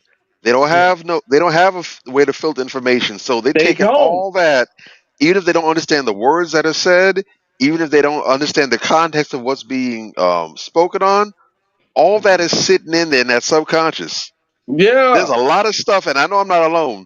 There's a lot of stuff as an adult now that I every so often recall from childhood, and I literally sit back and I can actually draw a line like, damn, I can see how that influenced me in such and such a way. Yeah. There's certain Real things that I talk. look at now as an adult that I saw when I was a child. I'm like, damn, this was not for children, or wow, I Real didn't realize talk. that this was being spoken to me. I even just there was a post where my dude was talking about music, and he said as a child when Outkast was out, he said he was just giving his opinion on what the best rap groups were. Yeah. He said someone told him that Big Boy was just as amazing of a lyricist as Andre, and he's like, "You crazy? That's ridiculous. Everyone knows that Andre's the best." Then he Hmm. went back and listened to some of the music. He's like, "Dude, I never realized Big Boy is kind Big of had nice. bars." That's real And talk. he dropped the line from Miss Jackson, his Uh-huh. verse, and when he literally he's like he was stunned. He and Yeah, like he beats with because it. he couldn't understand, and he was not like a little child, but as Yeah. a kid, you don't understand things like baby mamas and child when all stuff he was talking about. He was blown away that wow, I can't believe this was the stuff that was being talked about back then. Right. But he didn't have the adult mindset. He didn't have the frame of reference. He didn't have the filter to be able to understand what was being taken in. Real talk. But he That makes recalled sense. it later on as an adult. So you got your child listening to all kind of gobbledygook, hood boogerified nonsense like this. What do you expect What do you expect this child is going to turn out as an adult? And that doesn't mean he's going to be on the streets trapping or anything, but Right. the mindset, how he Hmm. sees things, sees people, deals with women, deals with men, the Yeah. goals that he aspires to. How do you think this is going to weigh on their mind? Bro, it's real. It's real. And when your job as a parent is to create that atmosphere, to create that environment. Yeah, they're going to be exposed to things that are not so reputable later on down the line, of course. But have you given them the foundation to be able to properly process that or not? Mhm. You Right. understand? And that's where, you got to put on your big boy drawers or your big girl drawers, and you got to make some hard decisions because your kid's going to be mad at you at first. Look, my pop took my NWA tape when What I are they was not out. mad? I was living out in the Bay. You know what I'm saying? Yep. I was out there when the WA first came out. I was living in San Leandro. Mhm. And my father heard that shit one time. He's like, "What is this shit you are listening to?" You know what I'm saying? He came in there, took that shit out, Ah, hid it shoot. somewhere.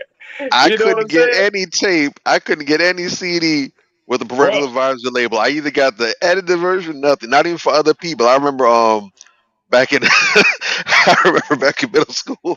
Yeah, It was my dude's birthday party. I got invited. At yeah. that time, 504 Boys had just dropped. So 504 Boys, Woo! Wobble Wobble Shake It. That was it right there.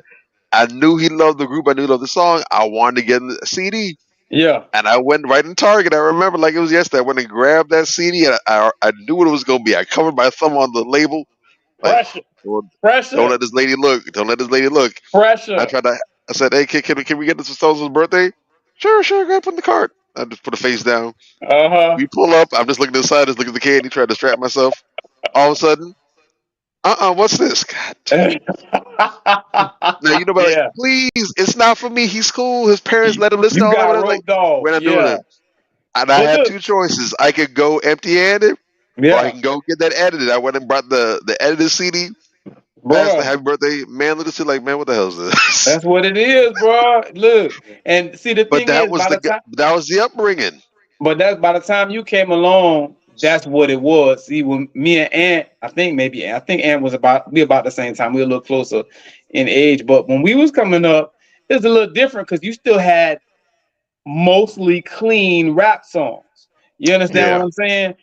By the time you came along, that shit was done. It's like, you know what I'm saying? You struggle to find a Luke and clean rap song. Luke and Two Live Crew did the damage already. Bruh, it was crazy. And like, The yo, damage real was talk, done. the lyrics and the stuff that I knew from the lyrics that I knew at the age that I knew it, I absolutely do not want for my children. That's why I'm scared to raise kids in this area. You know what I'm saying? Because I knew way too much, way too early. I didn't do nothing with it, but man, you Doodoo Brown, bro, like, you know what I'm saying? That alone, that's one lyric in Yeah. that song. One lyric. And it's like, bruh, the whole song was like that. And Two Live Crew, that was the order of the day in Miami back in the days. Two Live Crew, Poison Clan, all that shit. You understand? So this was the music that was permeated, the young kids here. Even though, Mm. like we say, there was clean music that was out, like I was allowed to listen to Public Enemy and them, they cussed or whatever, but that was revolutionary shit. My grandmother co-signed that. She sponsored that shit. Yeah, they cussing. That's right. We gonna bust these niggas out of jail. Yeah, that's right. You know what I'm saying? Like she wanted me to hear them boys because them boys were soldiers. You Yeah. feel me? But this Mhm. other bullshit, this come on, baby, we could do this. You can lick my ass up and down, all this shit. And a man telling a woman that at that, goddamn, you know what I'm saying? Like it was wild. Mm. But here we are. Here we are. Yeah. Go ahead, Ed. You Yeah. like want to get in there? No, just you know, I always tell people this story every time it come up is that Yeah. my when I was dealing with my ex a while back, I would get in the car with her, like we'll, take turns, using our cars. Like they'll jump in my ride and we'll go to the restaurant, or I jump in her ride and we'll go to the restaurant.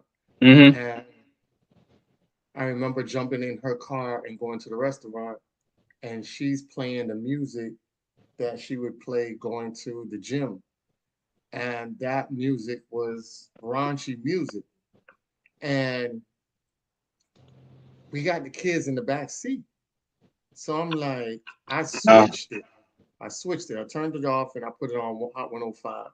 mm-hmm. And they were playing Michael Jackson, you know what I'm saying?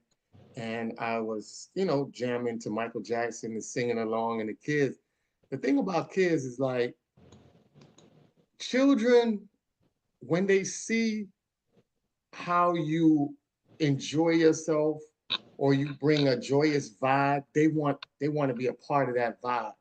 So I'm Right. over there, Mhm. singing to Michael Jackson, dancing, doing the little Michael Jackson moves, and they're just chuckling it up and they're laughing. Yeah. And when we got out the car Mm-hmm. and they went in the restaurant, I told them to go wait at they have the little bench that you wait at before we get seated. And I went outside and I told her, come outside real quick. And I was talking to her and I was like, listen, when you are traveling in that vehicle, you are by yourself, you listen to whatever you want. The minute those children get in that car, It's you different. switch that shit and you get Mhm. them because you are breathing their mind frame and you are at a level where you understand right from wrong. They're still molded to understanding what right from wrong is. Yes. So music to us as an adult isn't influential to an extent as it is very influential to them. Yes. You see what I'm saying? So, when I checked her on that, Mm-hmm. she basically changed her whole vibe up and she did what I did. Well, she did what I told her to do. Mm-hmm. Fast forward, my stepson turned 16 and he wanted to DJ. We got him a DJ set. Do you know this man went to the did you know he went to the party he was DJing and was playing James Brown, uh, That's Michael right. Jackson, Tribe Called Quest, all the Love it. stuff that I was listening to. Love it. And it That's just what's up, though. it's a testimony to tell you that you can guide your children the direction you want to if Mm-hmm. you affirm and they respect your leadership by you being real with them. And I've always been real with my stepchildren. I've always told them the real stuff, and that's why they respect me so much. And it Yeah. was easy for me to tell them what to do and how to go about it because they understood that my leadership was always going to point them in the right direction and Mm-hmm. never point them in the wrong direction, which would cause harm to them. So throughout, even when I see them to this day, they always running up to me, hugging me, high fiving, dapping, like, yo, what's going on? Father's Day, they'll call and everything like that. That's what's I up. still have a great bond with all of my stepchildren that I've been entered in their life from the past. So I say that because, like I say, you create that bond, you create that base for your children to succeed. And it doesn't take biological parents to do that. You guys are working as a system. See, that's the thing. We want to discipline the kid. We want to have the action of disciplining these children. But to real reality, you don't have to discipline the children if you are raising and putting them under the right leadership. They will follow you without you even having to discipline them. So Oh yeah. I just want y'all to keep that in mind and understand that there's different levels when it comes to that. And also, we always talk about, and I want to give before I go on, I want to give the second part to this, right? So Okay. Michael Bazin says, I find it both interesting and irritating that some women don't appreciate this man's honesty. The truth is, a Hmm. lot of men feel this way, but instead of listening and learning, some women choose to be dismissive or they deflect. The Mm. truth is, Mm. good men are exhausted emotionally, financially, mentally, with the lack of class, lack of appreciation, and lack of Hmm. respect that some women exhibit. Hmm. Although I have been mostly successful at finding respectable and classy partners, the truth is the pickings are slim. Yes, I met women who are cool all the time, but I wouldn't choose 90% of them to be partners. So I know what some of these men are going through. Thanks for all the women who are honest and open about what's really going on out here in the terms of quality choices. Wow. And he said a word. Let me tell you, what the first thing when I read that, it took me back to that place of something I posted earlier this week, where I think it was the Spirit World. They have an Instagram page. I don't know why they call it the Spirit World, but whatever. And they posted something that was encouraging men to express their feelings. And men went on there and they expressed their feelings. And man, these damn wenches came out the woods with the knives out, boy. Like, and all these men were doing were expressing their feelings, saying, sometimes I feel like, I'm not heard or I'm underappreciated. And I want y'all to know that, sometimes we get down to, as men, just real light stuff. Just Mm-hmm. expressing, really literally expressing how a lot of men feel. And like Michael Mm-hmm. Baisden just said, to his credit, instead of listening and trying to learn something, they just go into attack mode. It's like they read the post with a trigger, with a hair trigger mentality. That's how they're reading the post. As soon as they read the post saying something about men expressing their feelings, they're already triggered and looking for some shit to say that's evil and mean spirited. It's like, dude, how do we get to this weird space? You know what I'm saying? Like, if I see a post, women express your feelings. Okay, I'll read through it and hopefully I'll learn something. Yeah. I mean, otherwise, why would I be reading it? We are different. Yeah. Men and women are very different. And that is a strength. We're supposed to be different. If we can understand what's different about one another and learn to appreciate those attributes and have those attributes work to our respective strengths, then there's a mutual benefit in us dealing with each other, which is how it's supposed to work, right? But if you just go into any discussion where the opposite gender's feelings or grievances are being addressed with a hair trigger mindset, oh, I'm about to go off on these niggas. You know what I'm saying? Like, bro, like, you're not going to learn anything and you're going to just run in place forever, which is what a lot of y'all ladies are out there doing. Same thing with a lot of these dudes out here that hate women because, look, I feel like misogynist and what's the other word they like to use? Misogynist and sexist are two of the most overused words in the English language when you have debates with women, right? But there are some men out there who are misogynist and sexist. Let's just keep it a buck. You understand? But the problem is when you overuse the word and you beat a dead horse with the words, they don't mean nothing after a while. Because I call you out on your bullshit, you're not making a valid argument. You're just talking in circles, and you got this whole word salad popping, instead of getting to the goddamn point. That does not make me sexist, nor does it make me misogynist. And by the way, you did say that you're of equivalent intellectual capacity, right?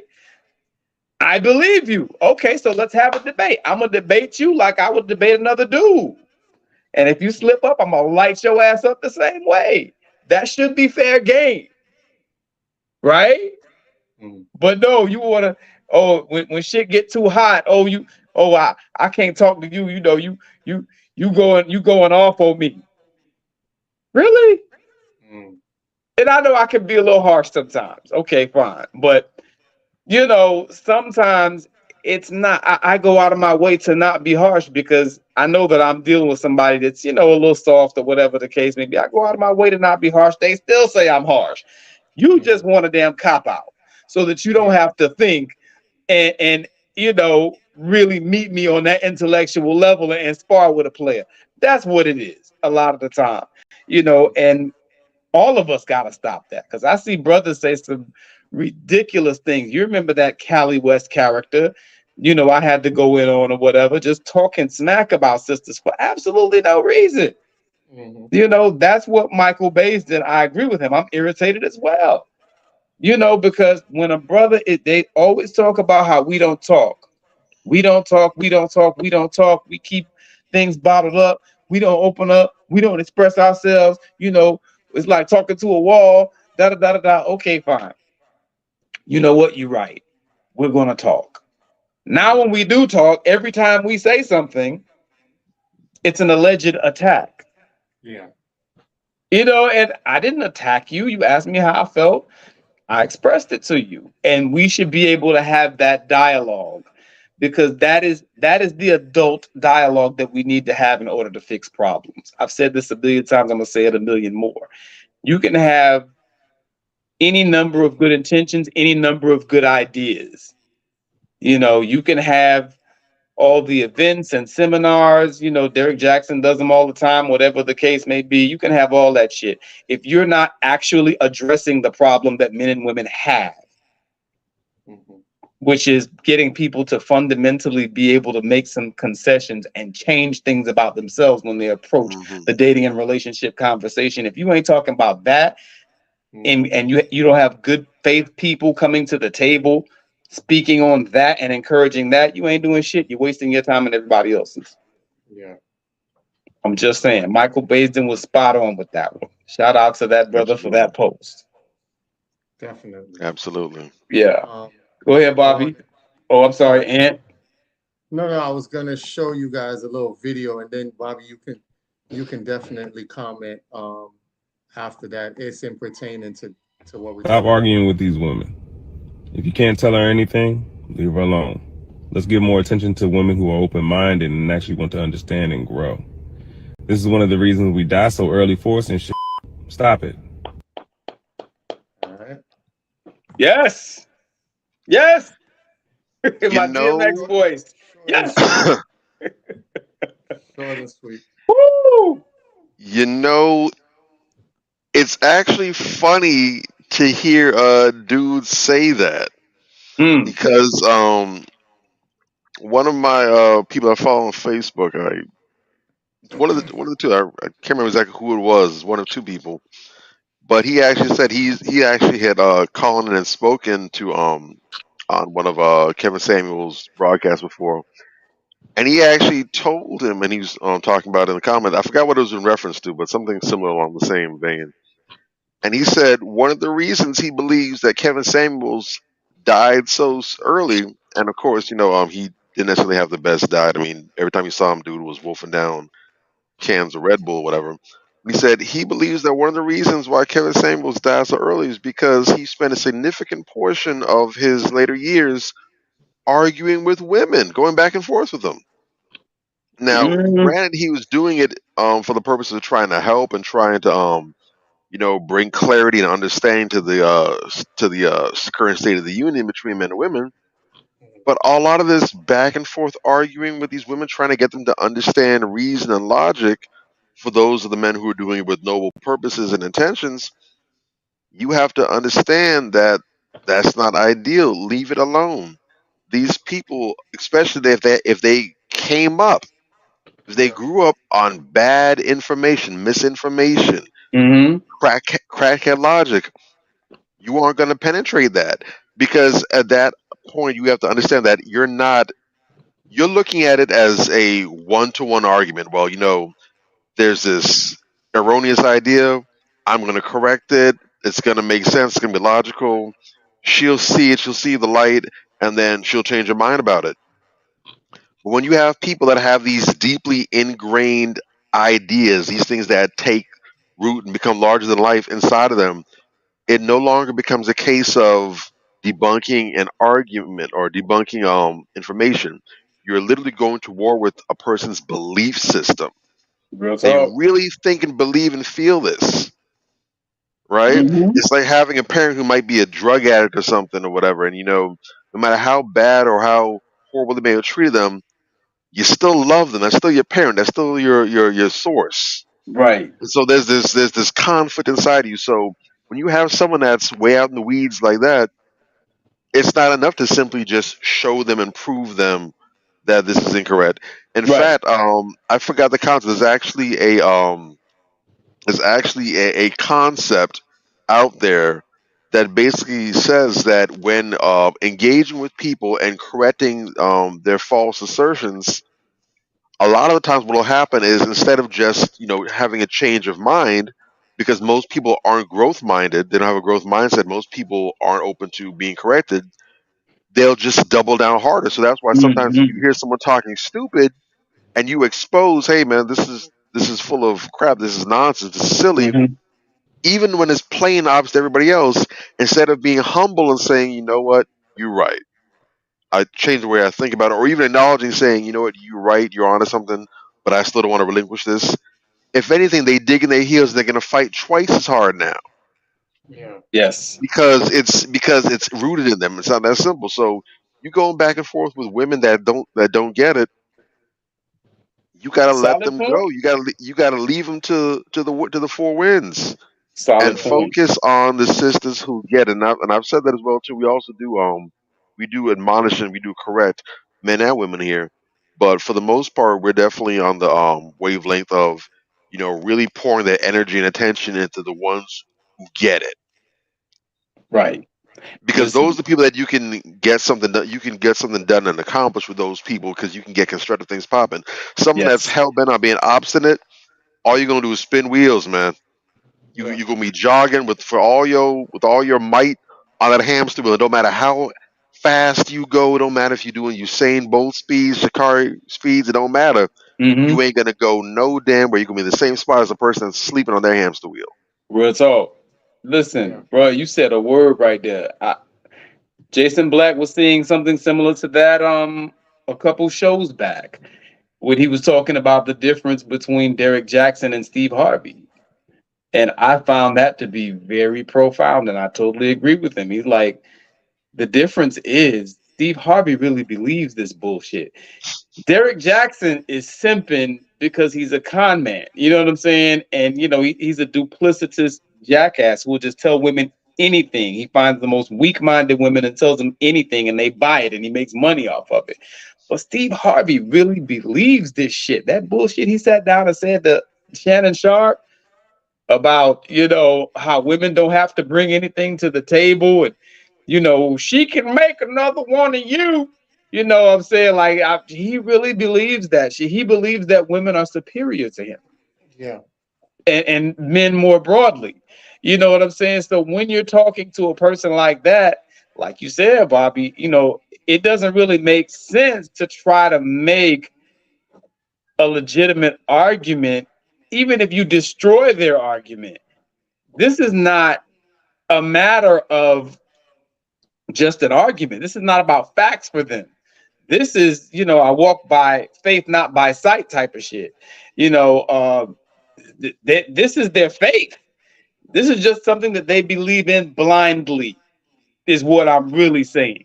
No matter what evidence you present, they still gonna believe this same bullshit, because the antithesis of what young girls are taught is what young boys are taught. Because young boys are taught that we're not taught that we're kings and that we're young princes and all that shit, all that fairy tale shit from when we're young. We're just not taught that. We're taught the same things, that the girls are the princesses, and one day you want to marry a beautiful princess and give her everything that's yours and all this shit. We're never taught to even want to appreciate anything for ourselves. We're taught to go out and acquire the world and give it to a female. You We're taught to be understand? subservient, pretty much. Pretty much. You dig? And so we have to push back against that narrative, because it's very damaging. Shout out Steve Harvey. Very damaging to our young boys, because they grow up to be, mega simps like Steve Harvey. You dig? And that's not something anybody wants at the end of the day. What he teaches is very, very harmful to young men. Very beneficial to young women, because he's teaching them, that they're superior and that they should have the best of the best no matter what, even if they're not the best of the best. But what he's teaching young men is shit. And we have to push back hard against that, because there are too many, old school players out there teaching that same shit. And I know that, they feel like they're teaching something that's beneficial, because at the end of the day, they're preaching, the provide and protect, and that is important for a man to do. But just some of the dumb shit that he says, it's your job as a man to provide and protect, to provide for some woman's kids, not even your kids, some woman's kids. What you talking about, bro? You know what I'm saying? And like, she can make another one of you, so you don't need her to bring anything to the table, because she can reproduce. How's she gonna reproduce without you? I mean, but again, a lot of these old school cats that's out here talking this type of stuff, because Steve Harvey is not alone. There's a whole sect of older black men who think just like Steve Harvey. And maybe for the type of women that Steve Harvey grew up around, that's safe, right? Because women back then and women now are two totally different types of women. Hmm. You understand what I'm saying? Women now will weaponize the system against your ass. They'll lie on you. You know, they'll trap you into getting pregnant and then run your pockets. You understand what I'm saying? Women back then were they valued being a lady. You understand what I'm saying? They valued how they were looked at by other women in the community, how they were looked at by other men in the community. You know, we had a code back then. Yeah. These women today don't understand any of that. Everything is all about them. Yeah. Two very different dynamics. I land my plane there. Yep. Definitely. I think we have to understand collectively that it's one thing to focus on the outlook of red flag. It's another to be rooted in awareness of what healing relationships and feels like, expecting nothing less. Normalize green flags. No doubt. Yes. I think we don't do enough service of heightening and highlighting green flags as much as we do the red flags. And a lot of your sisters out here, this is why as a Black community we gravitate towards drama, is because we highlight the negatives more than we highlight the positives. There's a lot of positives out here, just like we was talking about earlier with Rhapsody versus Big Red. Rhapsody is supposed to get way more attention, and supposed to be getting the deserved attention that Big Red is getting, that is undeserved. You know what I'm Right. saying? We have 3D Nati, who's a phenomenal rapper. She's a monster. She should be on everybody's radar, especially as sisters, to see how a phenomenal lyrical queen that is so dominant in the game and can Mhm. go toe to toe, and no lie, could go toe to toe with some of your top 5 rappers with Yeah. ease. It's a rock as well. You know what I'm That's saying? all. That the Sharecropper's Daughter EP. I haven't heard of Yeah. it. Okay, I'll check her Oh, out. look up Ciroc essay. First word essay space last ROC. Check out the Okay. Sharecropper's Daughter. Okay. Yeah. Monster. Okay. I'm gonna know. I'm gonna know when you heard it because you gonna get at me about it. Okay. That's how I It's know. like that. Yeah. Okay. I'll know once it. I'll know, whether you say it to me or you say it elsewhere. I'll know once you peeped it because you're gonna have to say something about it. I'm gonna Yeah. definitely look that up. I'm gonna Yeah. definitely look that up. Ciroc. Okay, bet. Cause So I'm a hip hop head, man. Like I do this, man. Like I used to rap. You know what I'm saying? And I used to like rap, like for real. You know what I'm saying? And I've come across a lot of these cats, some of your favorite rappers. I've seen them in the studio, and bruh, without their writers and producers, they really ain't much. If I'm being totally honest, you know what I'm saying? They really ain't much. Oh yeah, And lab created. yes, they're products, very dude. They're products, and that's why I really appreciate when I see a lyrical rapper, especially a female, because I see how hard the industry goes out of its way to just Yes. make these females promote whorehouse culture, and the vast majority of them do it. You know what I'm saying? The vast majority of female rappers today ain't shit. The vast majority of rappers generally today ain't shit. If we just keep it in a buck, because they ain't talking about nothing. I just saw Queen Latifah post something like that. Talking about how rappers of today really don't have no content. They ignore real issues that's going on in the world. Like that's part of what hip hop was about. Where is Yeah. where is your critique of the system? Because it's oppressing you too. You don't believe me? Ask Young Thug.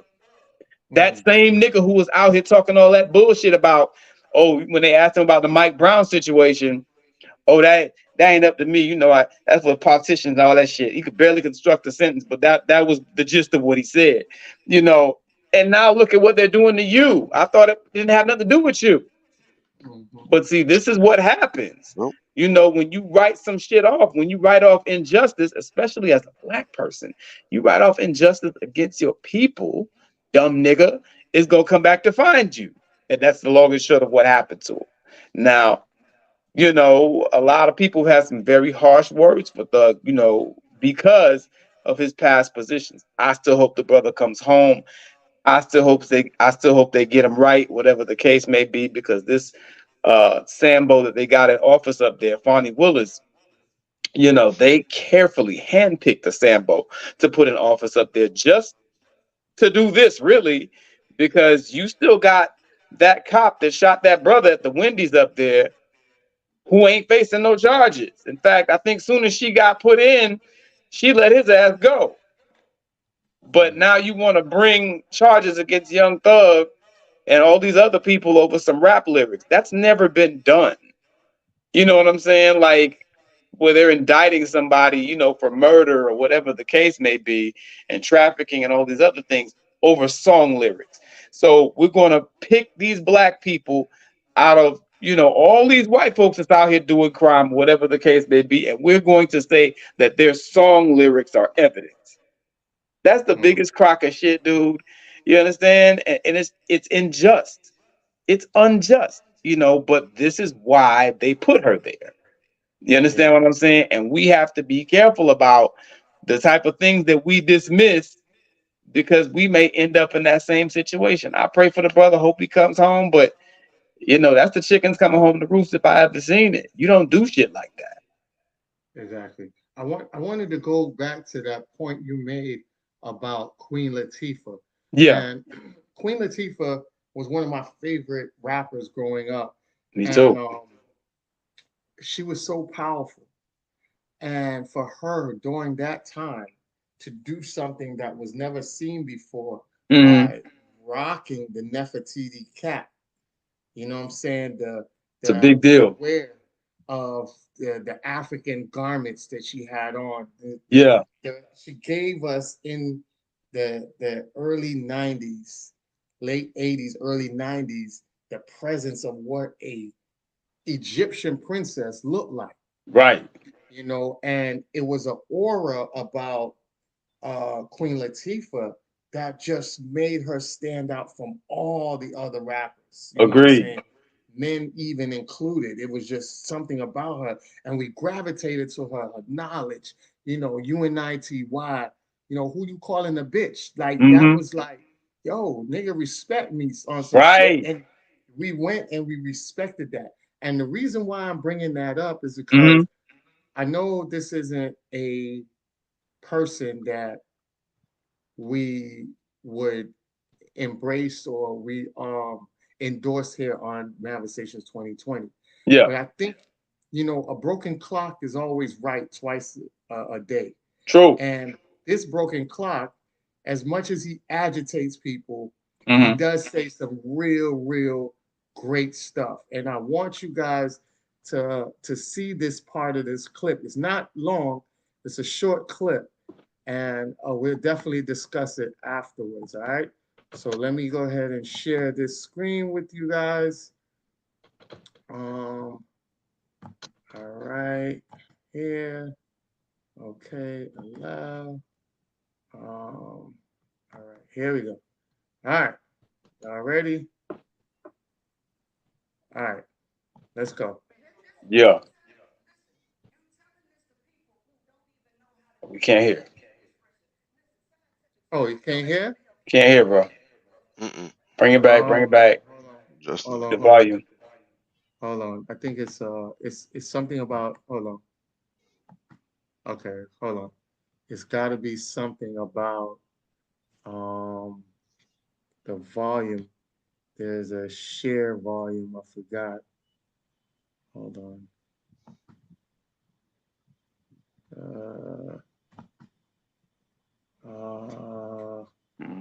Where's the volume on this? There's a volume. check the little volume button down there on the video. Yeah, that could be it. That's up. No, that's up. It's up. It's up. I know there's something when you go to sharing, you have to hold on. Let me close out this. Okay. Stop sharing. Hold on. I think there's something where you got to hit a certain button. Hold on. Okay. Well, shout out to everybody in the chat while he's doing that. Mila Renee, what's up? Lowell, what's going on? What's good? I need everybody to like this joint, share it, comment, You know what I'm saying? Hit that bell. Hit Catch all that the bell, man, and notifications. subscribe, to notify, all that. You know what I'm saying? Let's do it. Let's do it. We're gonna be doing some more promo things soon. So y'all stand by for that. Hold on. Tell me if you guys can hear it. Okay. We'll try it again. No. No? No, sir. Dang. Oh, gosh. All right. Now we heard the other ones. Well, did you play another one? Yeah, you did play another one. We heard Hold those. on. Hold on. All right. So you can hear me now, right? Yes, we hear you just fine. Okay. So everybody can hear me. All Yeah. right. So we'll do Yeah. it like this then. Okay. That's fine. We'll do it like this. Go ahead. All right. 1 second. Mm-hmm. Da-da-da-da-da. All right. Sorry about this, family. Things like this pop up. We're Little trying to get technical it straight. difficulty ain't never hurt nobody. All right. We G's So, in here. Let's go. all right. Here we go. Hold on. Yeah. Okay. All right. Let's crank this up. All right. Same time, my brother. All right. Here we go. Oh, hold on. Okay. You telling this to people who don't even know how to decode a facial expression. Listen, scientific studies show that the male can't even determine if a woman trying to attract him or not. Listen. So they tell you. It's low. It's very low. It's very low. Yes. I heard that the male can't even determine something, but it's very low. And that's why you got to stay away. All right. We're gonna have to. You guys gonna have to check this out another time. Okay. Yeah. You know what? Just drop it to your page later on. Everyone can go there and Yeah. just Yeah. keep it there. So basically, what it is that Charleston White was saying in the video. You guys can go back. I'll give you guys the what you call it. Hold on. Let me drop the And drop the link on the video. Yeah. the what you call it. So from 5025, right, to I think it's what I had here. I had it from 5025 to 5150. Okay. Right? So you guys could go and check the video out. And it's I think it's Zulu Vision TV. Okay. All right. Bet. And I Mhm. need y'all to go and check that out. So I put that in the chat. That's the time frame. So basically, what Charleston White was saying, right? So he got into it, and this is the girl that a lot of people that he was basically debating with. This woman name is Priscilla the Queen Maker, right? Mhm. This is her auntie, aka Pastor P. This is a woman that they're trying to promote Mhm. in a way to get her to be a spokesmodel and a spokesperson for women. She has a lot of anti-male venom in her. Mhm. Of course. She tries to basically cover it up a little bit with facts, or she claims it's facts, right? Mhm. Or statistics. And sometimes you can present statistics based on if you have it in a narrative or a narrow form where you want to project it from, which she Mhm. did at first in the video. She comes at him after he's finished speaking. She says, "Yeah, men can't even decode whether a woman is trying to talk to them or not. They don't have the mental capacity to even decode that. So you Mhm. talking to a whole bunch of people that can't even decode that. You want them to understand what you're saying." And she was like, yeah, she pointed to the girl like, yeah, girl, statistics, show that men aren't able to decode that. And that is such a crock of shit because men can decode those things. We got to understand that the reality of it is a lot of men don't want to pick up on that because they get in trouble for it if they misconstrue what they feel like is a woman trying to get their attention or acknowledge them in that way. So Mhm. it's kind of a protective defense mode unless you go up and say something and let it be known, then that's a different story. Yeah. But to sit back and try to get a guy's attention and you want him to jump on it as a signal to come talk to you, a Mhm. lot of times that doesn't work out in the guy's favor and True. it ends up backfiring. And then he ends up being put in a bad place depending on the woman that is using that tactic. You know what I'm saying? Because it could go from being she could go from being the aggressor to now being the victim and saying that this guy, oh man, he was too aggressive with me. So a Right. lot of times guys are very they trend on thin shoes, right? They're on very lightweight. They trend very lightly because of that. And Mhm. I think women have to take that in consideration, especially with the Me Too movement. A lot of guys aren't going out there being like back in the days where they were confident enough to go up to you and ask you out. Now it's like, oh, you're trying to harm me, or this guy is aggressive and toxic masculinity. And you have all these words out here that just deplete a man. So now he's just weakened to the point where he feels like if I do it, it might be something that ends up being bad for me in the long run. Real talk. So she said that, and Charleston isn't a person that will check that.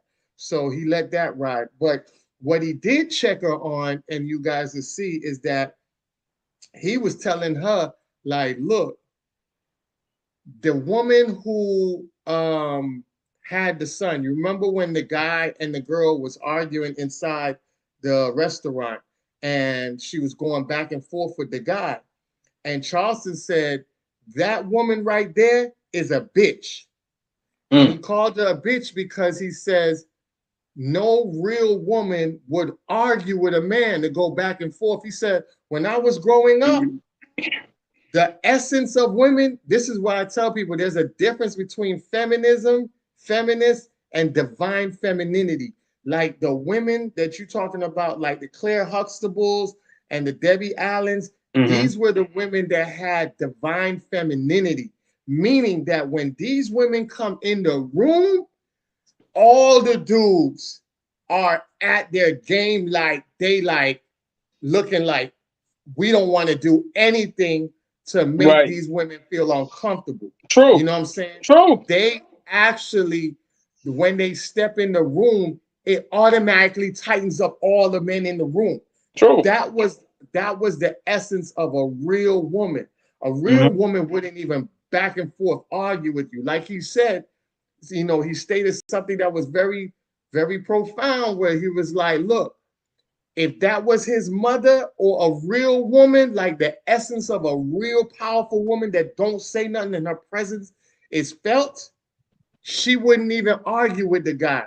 She would remove herself and be letting this fool argue with himself, Mhm. because Mhm. that's what real women do. They ain't got time to be sitting here arguing with a man or a boy that's trying to present himself like a man. She already knows this dude here is an unhealthy boy who don't know how to address a woman or Mhm. talk to a woman in that manner.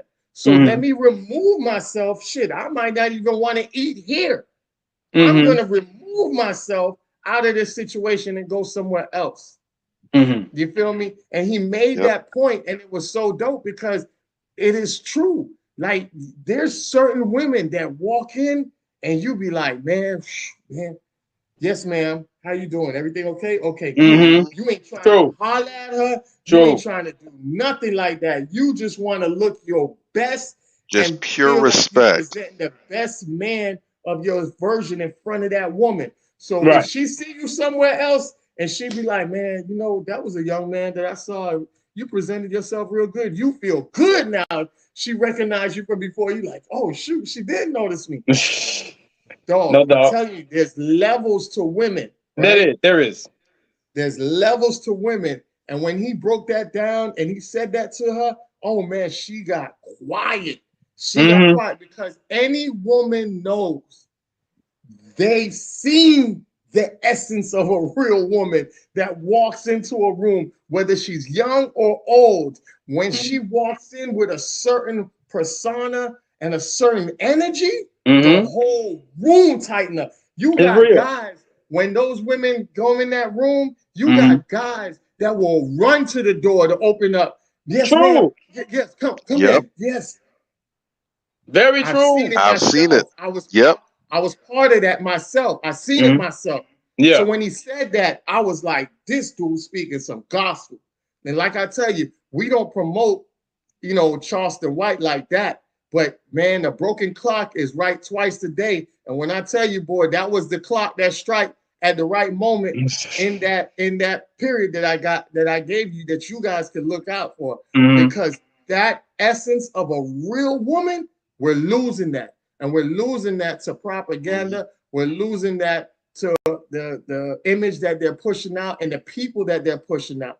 So instead of getting the real essence of the Queen Latifahs, the Bahamadia, these women that used to come out there and just show, you remember that you're talking about the early form of Lauryn Hill. Yeah. You know what I'm saying? That was like essence of real women. It was. We're losing that. So now MC Light. You're pushing all of this women out here that don't have that class, that don't have that character. Because let me tell you something. As much as Claire Huxtable is a fictional character, she is a real person. This is her real, like when you hear her talk, when you hear Felicia Rashad talk, you can't separate her from Claire Huxtable. She is Claire Huxtable. It's for real. The real life Claire Huxtable. On and off TV set, that's who she was. And let me tell you something. If Claire Huxtable was to walk into a room full of anybody, everybody's bowing down to her. Yes. Everybody is going to look at her with style and grace and respect to the utmost. Nobody's going to cuss at her. Nobody's going to go back and forth at her. If she stepped on somebody's shoe and was like, man, why you ain't watch your feet? They'll be like, oh, I'm sorry. I'm so sorry, man. I didn't even. They would be apologizing. That's real. Well, see, you're hitting on something very, very key. And I will say this. I can agree with him to the point that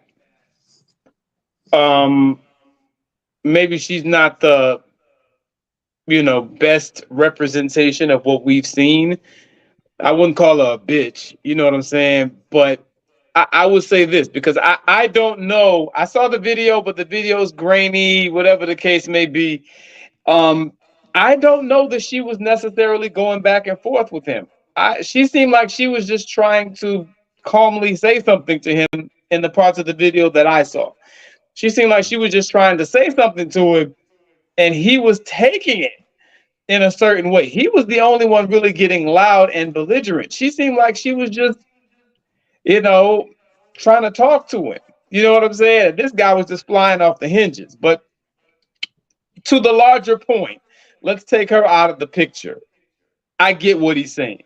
Because a lot of these women, that you have this selective femininity out here, right? Where they want to be the woman and the victim when that's convenient, and then they want to jump up in your face like they much man as you when that's convenient. It don't work both ways, unfortunately. You got a lot of women out here, they'll jump up in your face and try to fight you. They'll swing on your ass quick.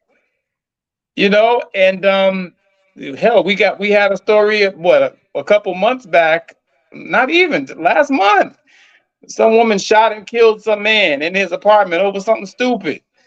Another one just like it a couple weeks prior. Then the pregnant lady robbing the drug dealers. You understand? So we have this weird type of energy going on among a lot of women, where their masculinization is really starting to show, and show. When I say show, I mean they're confronting men out here, you know what I'm saying, and putting men in dangerous positions, killing men in some cases.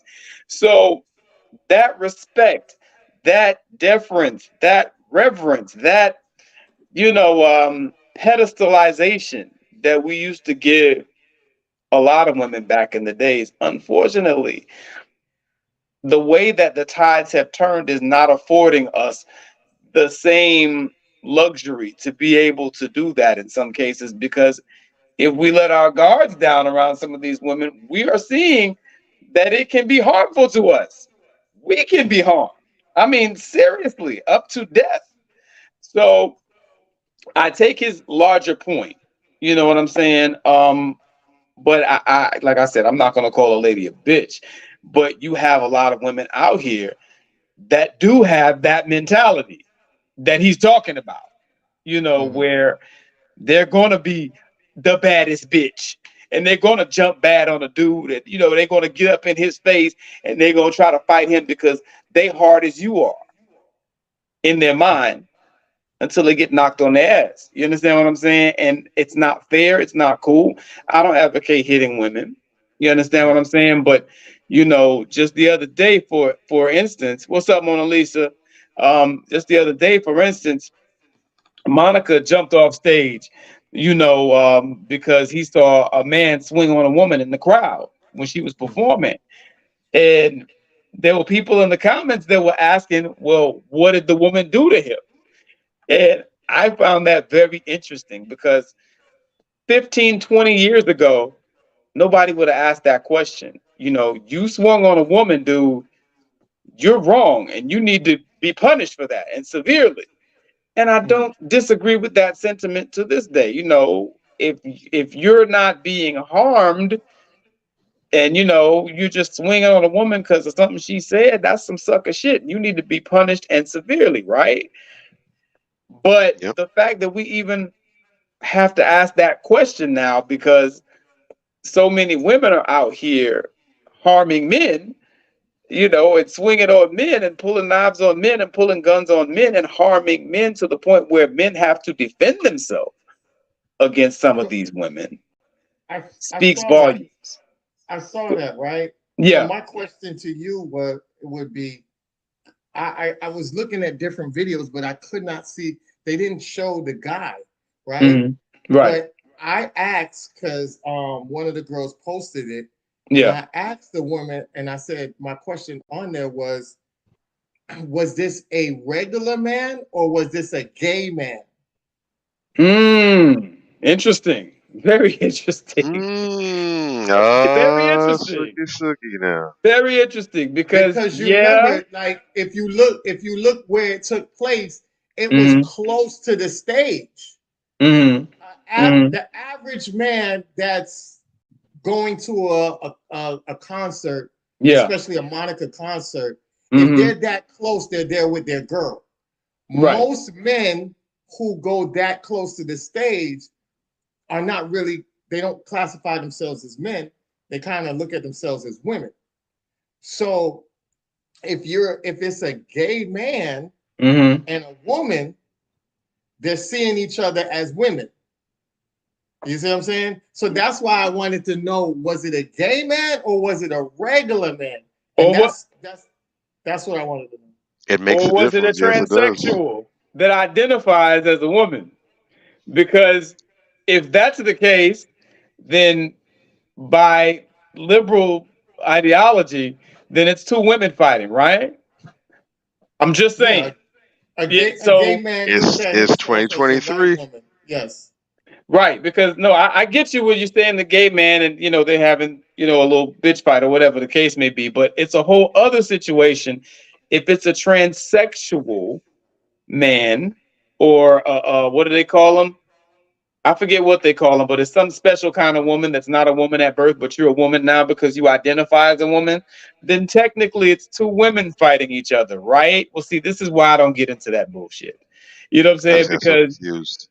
I mean, at the end of the day, if you are a male, if you have male genitalia, you really shouldn't be hitting on no woman unless you're really being threatened like that and you have to defend yourself. Then it just is what it is. You know what I'm saying? But you know, But at the same token, right? At the mhm. same token, women can't be out here campaigning for no saucy Santana that's going off fighting other women as well. Right, right. Well, this You is the feel me? slippery slope because who promotes the Saucy Santanas of the world? Certainly ain't us. You dig? So this is why you have to be very careful about what you co-sign. As we said Yep. earlier about some other things we were discussing, you got to be careful what you co-signing out here, sisters, because you could be, by co-signing this whole, trans agenda, giving men the wherewithal to just beat your ass when they feel like it. They're already letting them into prison so they can rape you whenever they feel like it. So, at the end of the day, this is not too far off. And the slippery Interesting. slope, on that side is Mhm. women say that we don't protect. So now when a man comes in and hits a gay man, Mhm. now we're faced with legal laws that probably will put us at a hate crime now. Right, right. hmm You're a But hermaphobe now. right, this is the thing. You this whole thing where you want men to be men when you want them to. It don't work like that. You know what I'm saying? It just doesn't. If you want to suspend your protective mechanism, and allow these type of things, there's penalties. Now, Mona Lisa just made a comment. Um, when I taught at alternative schools, these young girls were putting hands on boys for no reason. It Yes, was they have. I've truly out of seen it. control.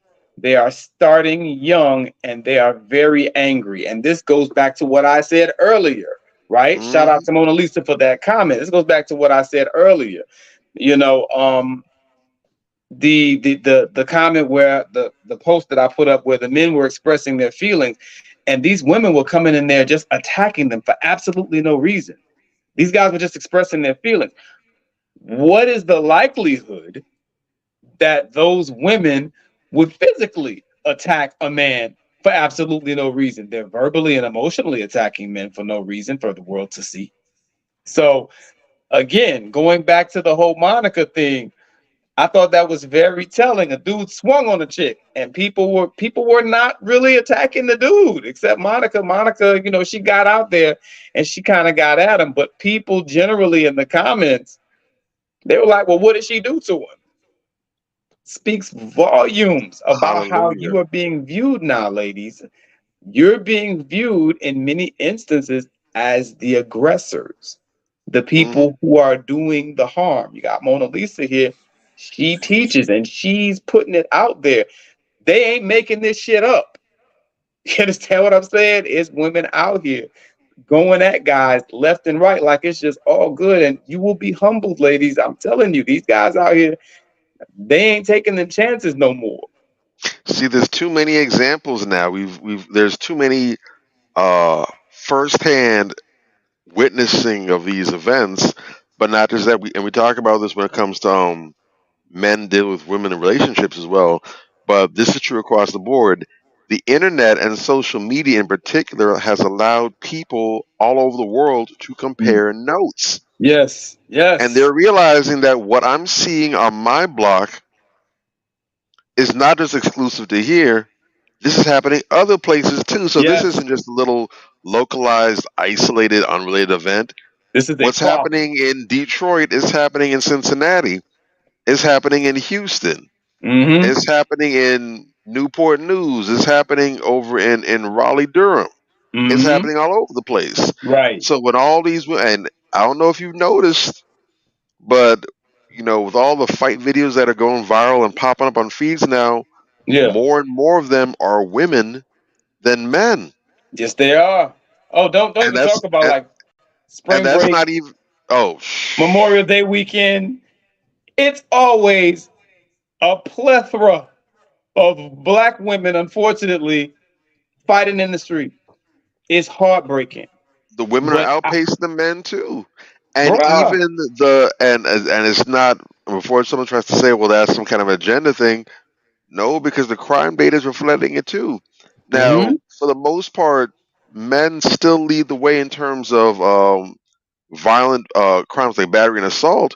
But the Mm, fastest growing demographic is women. The women are now it's skyrocketed now, bruh, it's and crazy. domestic violence rates have been showing at least for the past several years or so that domestic violence rates are showing that the amount of violence initiated by women is equal, if not greater, than men. So a lot of the times these police come out to these homes for domestic violence calls, and they're finding out, well, the woman hit first. Yeah. Yeah, it's wild out here. The dude hit her, yeah, but the woman hit first, and he Yeah. responded. He didn't initiate. Even most recently, and of course people overlook that, but even most recently in that video went viral of Dana White, UFC president, hitting his wife. He popped, I think, twice. But if you saw the video, she hit him first. How about that? How about that? He didn't come out of the blue. Everyone's talking about him, but she hit him first, and he responded in kind. He didn't go bullying her. Son. He responded to it. Let's keep it So a people buck. are seeing and they're saying, "Wait a second, y'all aren't innocent like y'all keep portraying yourselves to be." There you Well, go. and now the question is becoming, like you said, well, what did she do first? That's it. And that, I'm sorry, that's a legitimate question. I'm sorry. I had to say it. People may have a problem with me because I said it, but in seeing the lay of the land now and the way a lot of women are behaving with regards to men, whereas, they're just being the aggressor in many assault cases, it's a legitimate question now. And sisters, that's going to whittle away at your protections. If you are seen as the aggressors, then the whole, don't ever hit a woman thing, that's going to go out the window eventually, because people are not just going to sit there and let you attack them. It don't work like that. Let's just keep it a buck while we're at it. Rihanna hit Chris Brown first. Okay? Well, Rihanna hit Chris Brown first. She said it. Right? and hit the man, not just hit the man, but hit the man while he is driving a high-powered sports car. I'm just saying. Now, if they crashed, they could have both died. Exactly. He could very well have saved their lives by popping her back into the chill out. I'm just saying, women want these protections, and I feel that women should have these protections. But you're going to have to conduct yourselves accordingly, ladies. And when you see these hyenas get out of line out here and disrespect the game like this, you're going to have to check them. Because, as long as men are saying it, they're just going to write it off as misogyny. Like I said earlier, misogyny and sexism are two of the most abused words in the English language. When men are checking them on their bullshit, they're just going to write it off as, oh, you're a man and you're a misogynist or whatever. But when more good faith sisters, when more India Iries start coming out and speaking against this behavior, that's when we're going to see some real change. You have to draw a line in the sand and say, hey, I ain't supporting this fuck shit. And if y'all got a problem with me, then that's just going to be what it is. But you have to look at the long game trajectory of what's going on. If we keep allowing the Sukihanas and Sexy Reds of the world to take over the airwaves, what are your daughters going to look like in 30 years? You got to really think about that. You understand what I'm saying? Because look, I can tell you on the flip side, there are black men out here that have really pushed back against a lot of these toxic male rappers out here. Lil Wayne, when Lil Wayne said that coon shit about Emmett Till beating up pussy like Emmett Till, Dr. Boyce Watkins and other people got together and they got on his ass. They got on the people who were sponsoring his tour, and they got his sponsors to drop his ass. And the tour ended. That's accountability. And sometimes you just gotta go like that. I'm sure they didn't want to go hard like that on dude, but what you doing out here talking reckless like that about Emmett Till? Emmett Till's beating and murdering is what was the catalyst for what we know as the civil rights movement today. So many people died, so many people went to jail, so much was sacrificed because of the murder of Emmett Till. And this Sambo goes and makes a song lyric about it? Really? I'm sorry, I'm just hypersensitive to what people say little fuck shit like that, but they don't understand the gravity of their words and how harmful those words can be. You understand? We can't let shit like that go. And there have been other situations, where black men have gone after people. When Lil Wayne came out and said that coon shit about Black Lives Matter, T.I. checked him on that. You understand what I'm saying? Shannon Sharp who was it? I don't know if it was Wayne or Shannon Sharp checked. Well, Shannon Sharp checked somebody for saying something coonish. But my point being, among men out here, there's accountability. If you say some reckless shit, somebody else gonna come along and check you.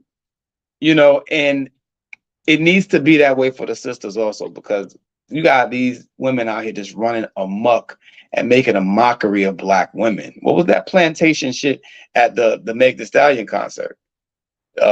With Janelle Monáe, who doesn't even identify as a woman anymore, by the way. Okay, she doesn't even identify. She corrected an interviewer the other day when she called her a woman. Really? But she's out here talking all this yin yang about what needs to happen for women, and she don't even identify as one no more. You got to know when you have people talking out of their ass representing you, and you got to check it. You got to stand up to these people, man, because at the end of the day, they're representing you, whether you like it or not. And they got a whole bunch of corporate money behind them. And the white corporations, they don't want the Queen Latifahs of the world coming and the India Iries of the world coming out inspiring these young sisters. They don't want that. So you have to say something. You have to push back against it, period. And there can be no waffling. There can be no wavering, no fence sitting. That's why some people, I just don't listen to what they say no more. I take what they say with a grain of salt, because you think you're doing so much and you ain't doing shit. If you're constantly back and forth and you haven't drawn a line in the sand between what is acceptable and what is not, you are of no use to Black society. That's the long and short of it. I'll end my plane there. What else you got, Ant? I know you got some other stuff on the slab. What do you mean, as far as what? The videos and the Oh, no, the no, Yeah, the no, memes. goods. no. We definitely want to move off into this one sector real quick before we get into Hell Nah, and that's our trending weekly topic. And I Okay. meant to bring this up last week, but I didn't get a chance to do it. But this week topic that we want to discuss is basically Boosie and his daughter. When we talk about trolling, we're talking about two individuals that have been on social media basically trolling each other. It all started with a situation where I think Boosie had broke it down. He says, I take a car from her leaving ATL, laughing out loud, a big lie. She left ATL out of nowhere because she knew her mom had filed child support papers on me. This is after I bought you an 80K car. I've always taken care of my children. She wasn't saying this 2 weeks ago when she was in ATL going shopping on shopping sprees and every day, and has never said this, but now I'm not I'm not a dad, spoiled. If you go down, talk down to your father, the truth about your mother, who's been arrested over 12 times for stealing and been in and out of jail your whole life. Your dad always tried to raise you not to be this woman. You called another woman mama the first 3 years of your life. We took care of you when she was in and out of jail. Your mother named you after another man when you was born. I changed your name and took responsibility when you lived in Atlanta. You went to private schools and excelled under my roof when she got you. She controlled your mind. What what mom lets 19-year-old men stay with you when you are 15? Shaking my head. What Mm. mom and daughter get together to put child support on a great dad, then playing like you don't know what's going on? What mom waits till you have 19 months before you make uh, 18 to file child support? It's a money grab. Get that out of here. You have no guidance, and in that household, Your grandmother has spent over 17 years of her life in jail for stealing also. May and May for your birthday, you got the car and racks. Your mom said I was the best dad, shaking my head. Take your lick, all and y'all tried to play me and got played. Y'all will not be in that 2003 AMG Benz boo boo. Y'all know I'm not the one to play with. No lies. Told y'all all people will try to kick you when they think they can. Um, that was Boosie's response.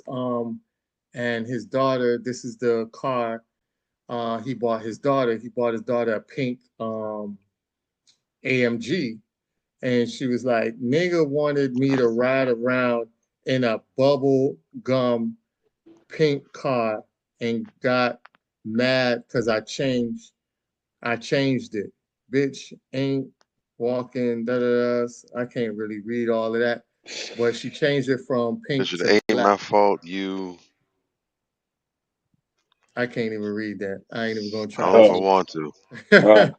it. So she wrote this nigga give his bitch the world and can't even support his own kids. Old tender dick, loving stunting for the gram ass nigga. I could rarely air buku shit out, but I'm all be humble before I tarnish a nigga career. Oh, God. I never was big on him having money or materialistic shit, so being a loss is nothing to me. He been a bitch and gonna stay a bitch. Really mad at myself for giving him another chance to be a dad. He a hoe, and you gonna stay a hoe, and that's why he'll never be labeled as my father, cause don't no hoe running blood. Fuck wrong. Yeah, I don't care. It's all about all that. You need to post this.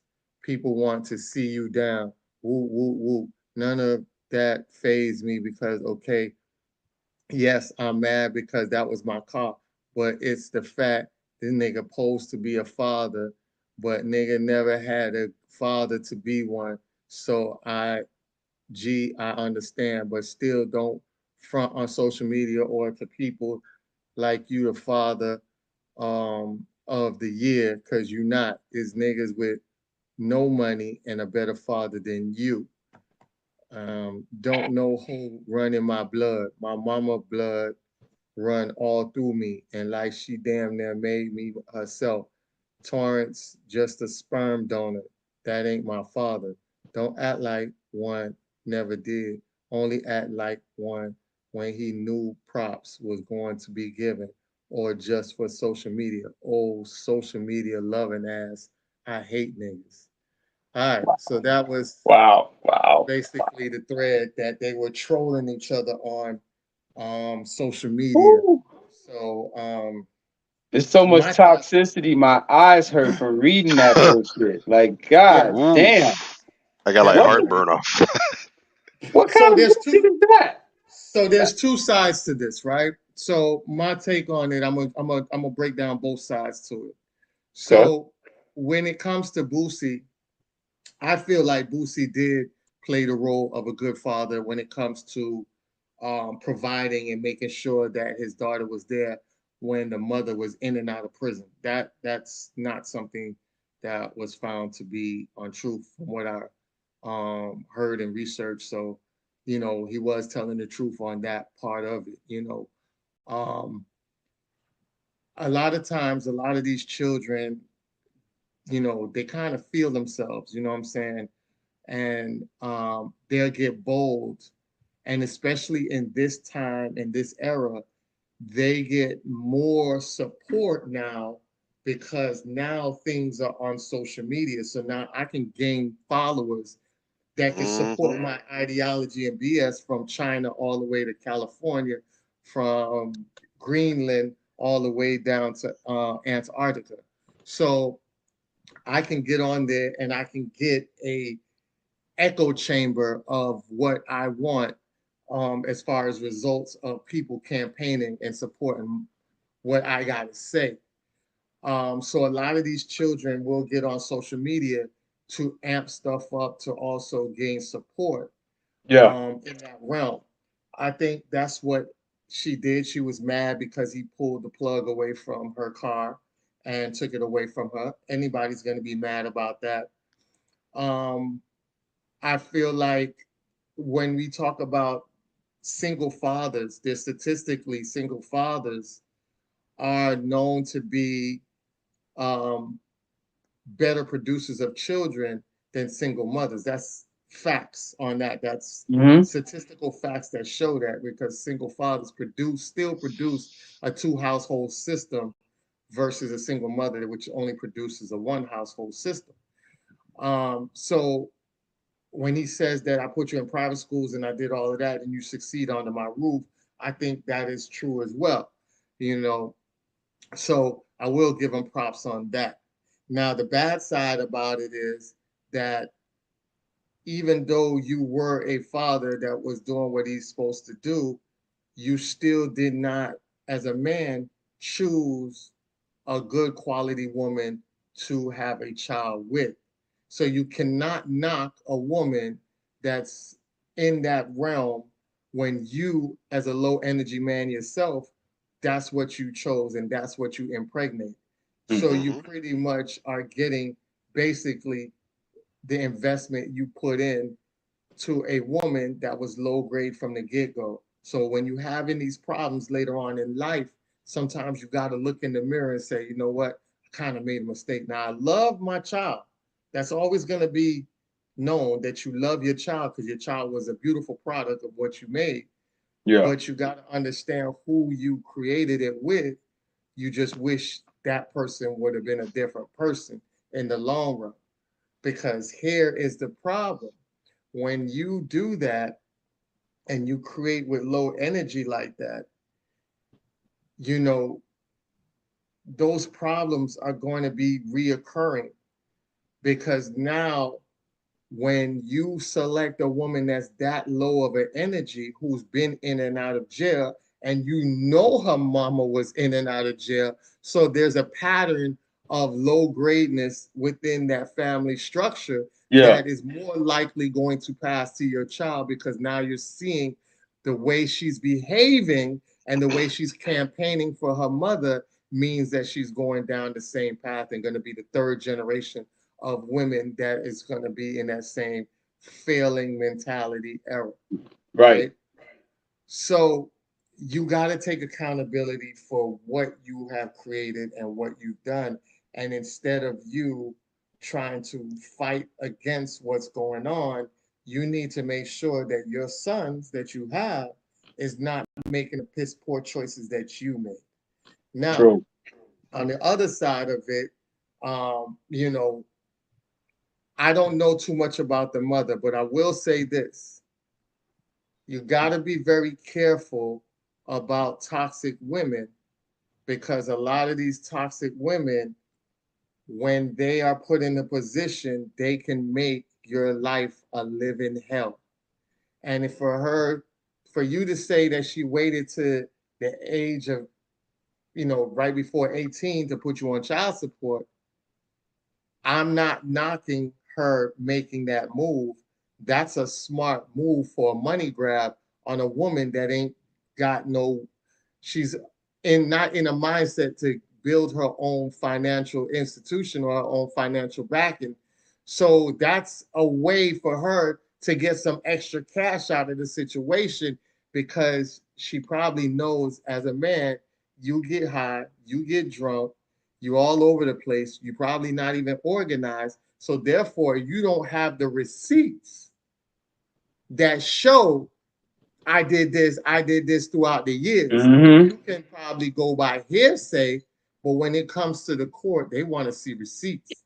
And this is why we always tell people, and I know I've said this before on this platform before, that you have to document everything you do. And it's not documenting to say, yeah, yeah, I'm doing this, I'm doing that. No, it's documentation to protect yourself just in case a woman takes the Boosie baby mama route. Yeah. Because Real when they talk. come to court, you can be like, boom, your honor. And let me tell you something. And I know a lot of people out here think that a lot of men don't have rights like that. even though they give a little edge to the mother with rights, let me tell you Yeah, something. When you come documented, when you come with your shit and your it's A game, different. man, let me tell you something. Them lawyers and judges, they on your side. You gonna get what you gonna get more than the mother when you come with your A game as a father. You providing receipts. Oh man, Right. that judge gonna dig in that woman's ass. Mm-hmm. Real talk. Trust me, I've seen it. I've seen it. This ain't True. just talking. I've seen it. So you got to be very careful when it comes to that aspect. I really hope that they can mend what they have. I know a lot of times people, especially children, talk out of hurt when they feel like they're hurt. So I hope that they can piece together what they have and, get back to their normal life and build on, what they had from before and try to make it better and make a better example and pave her on a better way and keep her on the same better way that she was from before and not slip in the cracks and end up being like the third generation of her mother and grandmother. Mm-hmm. So that's my take on that. And I definitely hand it over to you guys. Well, let me just say this, man, before I even say anything. The thing that just jumps out at me is two things really. The blatant disrespect that they use when they talk to each other, particularly the disrespect coming from her to her father, and the fact that they felt that this bullshit was appropriate to post on social media. You know what I'm saying? None of this shit belongs on social media. Period. You know what I'm saying? That's the first and most Bing bong. pertinent thing. None of this has any place on social media. It is outrageous that you posting this type of bullshit on social media, putting all your family's dirty laundry out there. Boosie talking about all the ain't shit bitches he done been with, basically. That's still your child's mother, bruh, and you still chose her. You know what I'm saying? Like, that's what it is. At the end of the day, and her mom, you knew that was the situation and who she was going in. You still impregnated her. So really, we talked about this a few weeks ago where, you're trying to make somebody else look bad and you really just end up making yourself look bad because you chose this woman to bear your seed. You know what I'm saying? That it's just outrageous to me. I mean, you were reading it and I swear this shit is just vomit inducing, man. How do you talk like this about your father? How do you talk like this? No, he didn't really talk that badly about his daughter. He talked very badly though about his daughter's mother and his daughter's grandmother. Granted, these are the people that they are, but you chose these people to be your daughter's mother and daughter's grandmother. That's the long and short of it. And once you've done that, it's certain things you just can't say and do. As a parent, she was particularly disrespectful when talking to her father. You don't do that. That's a huge violation. You know what I'm saying? That's an otherworldly violation. But as a father, you're supposed to be setting the example. So that's an ultra violation for him. You know what I'm saying? This is a train wreck. And this is 101 of how you don't want your family business to play out on the internet. If you ask me, you know what I'm saying? I seriously, seriously pray for the healing of that family. Hopefully they can get some counseling. Somebody else needs to intervene because at this point, the way that they're talking to each other is just going to lead them to be dismissive of whatever the other party has to say. You know what I'm saying? I'm sure they both have legitimate grievances, but social media ain't no place for this shit to play out. None of these niggas can't help you. They just gonna laugh at you and ridicule you and low key wish y'all more destruction. Wish your family be more fucked up so they can be more entertained. That's what's gonna come of you posting this shit on social media. So I pray they tighten up. I pray they get some type of counseling, some professionals involved, and fix this shit because this is a hot mess. This shit is a train wreck. That is absolutely how you do not do things as a family. Wow, that was sad. That was sad to even read and listen to, but I guess that's what it is. I pray for him.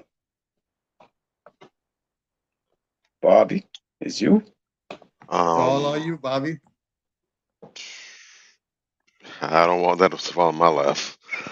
Um, yeah, I mean, you said it right. The real tragedy of this is that this played out in a public forum for the whole world to see. Hmm. And let's be honest, if this was an argument or a conversation that was held behind closed doors, um, I sincerely doubt that it was going to be um, as disrespectful as it was. Right, You right. know, um, this is still his child, and I don't know how old she is exactly, but I don't believe um, she's out of the woods as far as being a teenager. She might be 18 or 19 or something like that. But Mm, uh, if I'm correct, then this is still a very young woman, and this is a woman that has a lot of issues with the past and with her upbringing, mhm. and a lot of things going on. I don't know the whole backstory behind their family and everything, so I can't speak a whole lot in regards to that. But clearly, this is a young woman who doesn't have, obviously, the strongest relationship with her father. And so it felt as though that there's certain liberties that were being taken by Boosie, um, that he didn't necessarily have the emotional and relational investment to take. If he's been, and this is something we have to be mindful of as well of men. Yes, our jobs for our household, our primary objective is to be the protector and the provider of our households, where making sure that the people under our care, under our charge, have a roof over their heads, have clothes on their back, food in their stomachs, food in the fridge, in the pantry, in the cupboard, or whatnot. And it's important that we out there getting it, that we're getting the bag, make sure that our families are good in that regard. But we also cannot forsake the provision that comes from being there in the physical as well. And the money plays a huge part. Let's not be stupid. Let's not be naive about it. And when you talk about provision, a significant portion of that is the bag. It's the finances. It's the resources. Right. It's a tool that's used to secure not just life but also quality of life. You can't do anything without money. Everything costs. That's No just the way doubt. it is. Yes. And the brothers who keep on trying to distance themselves away from that, they try to shy away and downplay that. Um, it's a losing mentality. You are not winning in the game of life as much as you may think you are. With that being said, that does not absolve you of the obligation to be a present father. Hmm. You need to be there in the physical. It can't just simply fall on the women to go ahead and do the raising, changing of the diapers, and the sitting, taking the baby when they're crying, being there and teaching the first words, um, you know, spending time playing with the child, going to the first games, the first recital, the graduation ceremonies. It can't just be on the women folk. We need to be there as well. Hmm. Fathers matter. Talk. You can't be out here parroting that men are more than just their wallets. It's more than finances what men bring, and yet you are not there to give more than your wallet. That's that Akon shit. Yeah. It's Nah. pick a struggle, nigga. So it feels as though Boosie, especially given the position that he's in, where he's able to make a substantial living, he's famous, he's a celebrity, makes a lot of money based off of his profession. He's essentially been able to afford his children the good life economically. But now the question falls to what was the quality of life he provided for them emotionally, in the physical, in the flesh. Right.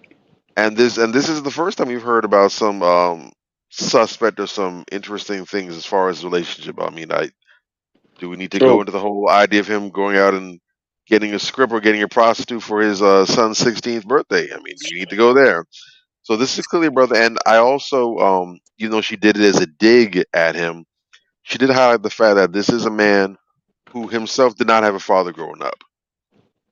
So he's attempting to do the best job he can, and we talk about people giving their best and doing the best that they can. Sometimes we forget that Mm. sometimes the best some people can manage is a train wreck. That's We got to be real. fair about that. That's real. And especially considering who he is. I mean, this isn't just a guy who didn't have that male leadership, that male parental figure as a child, but this is a man now who also has access to a substantial amount of money and resources. Right. There's a lot of dudes that will probably make some of the same bad choices Boosie did if they had some more greenbacks in their bank account. Mm-hmm. But he's trying, and you got to give him credit for that. But at the same time, even though we can give him credit for that, and I believe we should, that doesn't absolve him of criticism. Just because you're doing the best you can does not mean that you get carte blanche and everything is sunshine and without justification for criticism. No, we can still criticize your work. We can acknowledge that you're trying and probably doing the best that you can with the information and knowledge that you have. Mm-hmm. But we can still take a look at the quality, if for no other reason than as a learning lesson for others. True. Children need their parents, they need their mother, but they also need their father. And again, they don't just need the finances, they need you there to be there for them, with them. Mm-hmm. And it's not sufficient enough to just not be the bad parent. I'm not the parent who is locked up. I'm not the parent who abused you. It's not just about what you're not doing, it's about what you're doing. And I think Right. we spoke about this before as well too when it comes to raising children. Mm-hmm. It's not enough to teach your children this is what you don't do. Don't look for this in a person. You don't want to do this and that. It's not enough to tell the children what they should not do. Just as important, if not more important, is to tell them what they should be doing. Mm-hmm.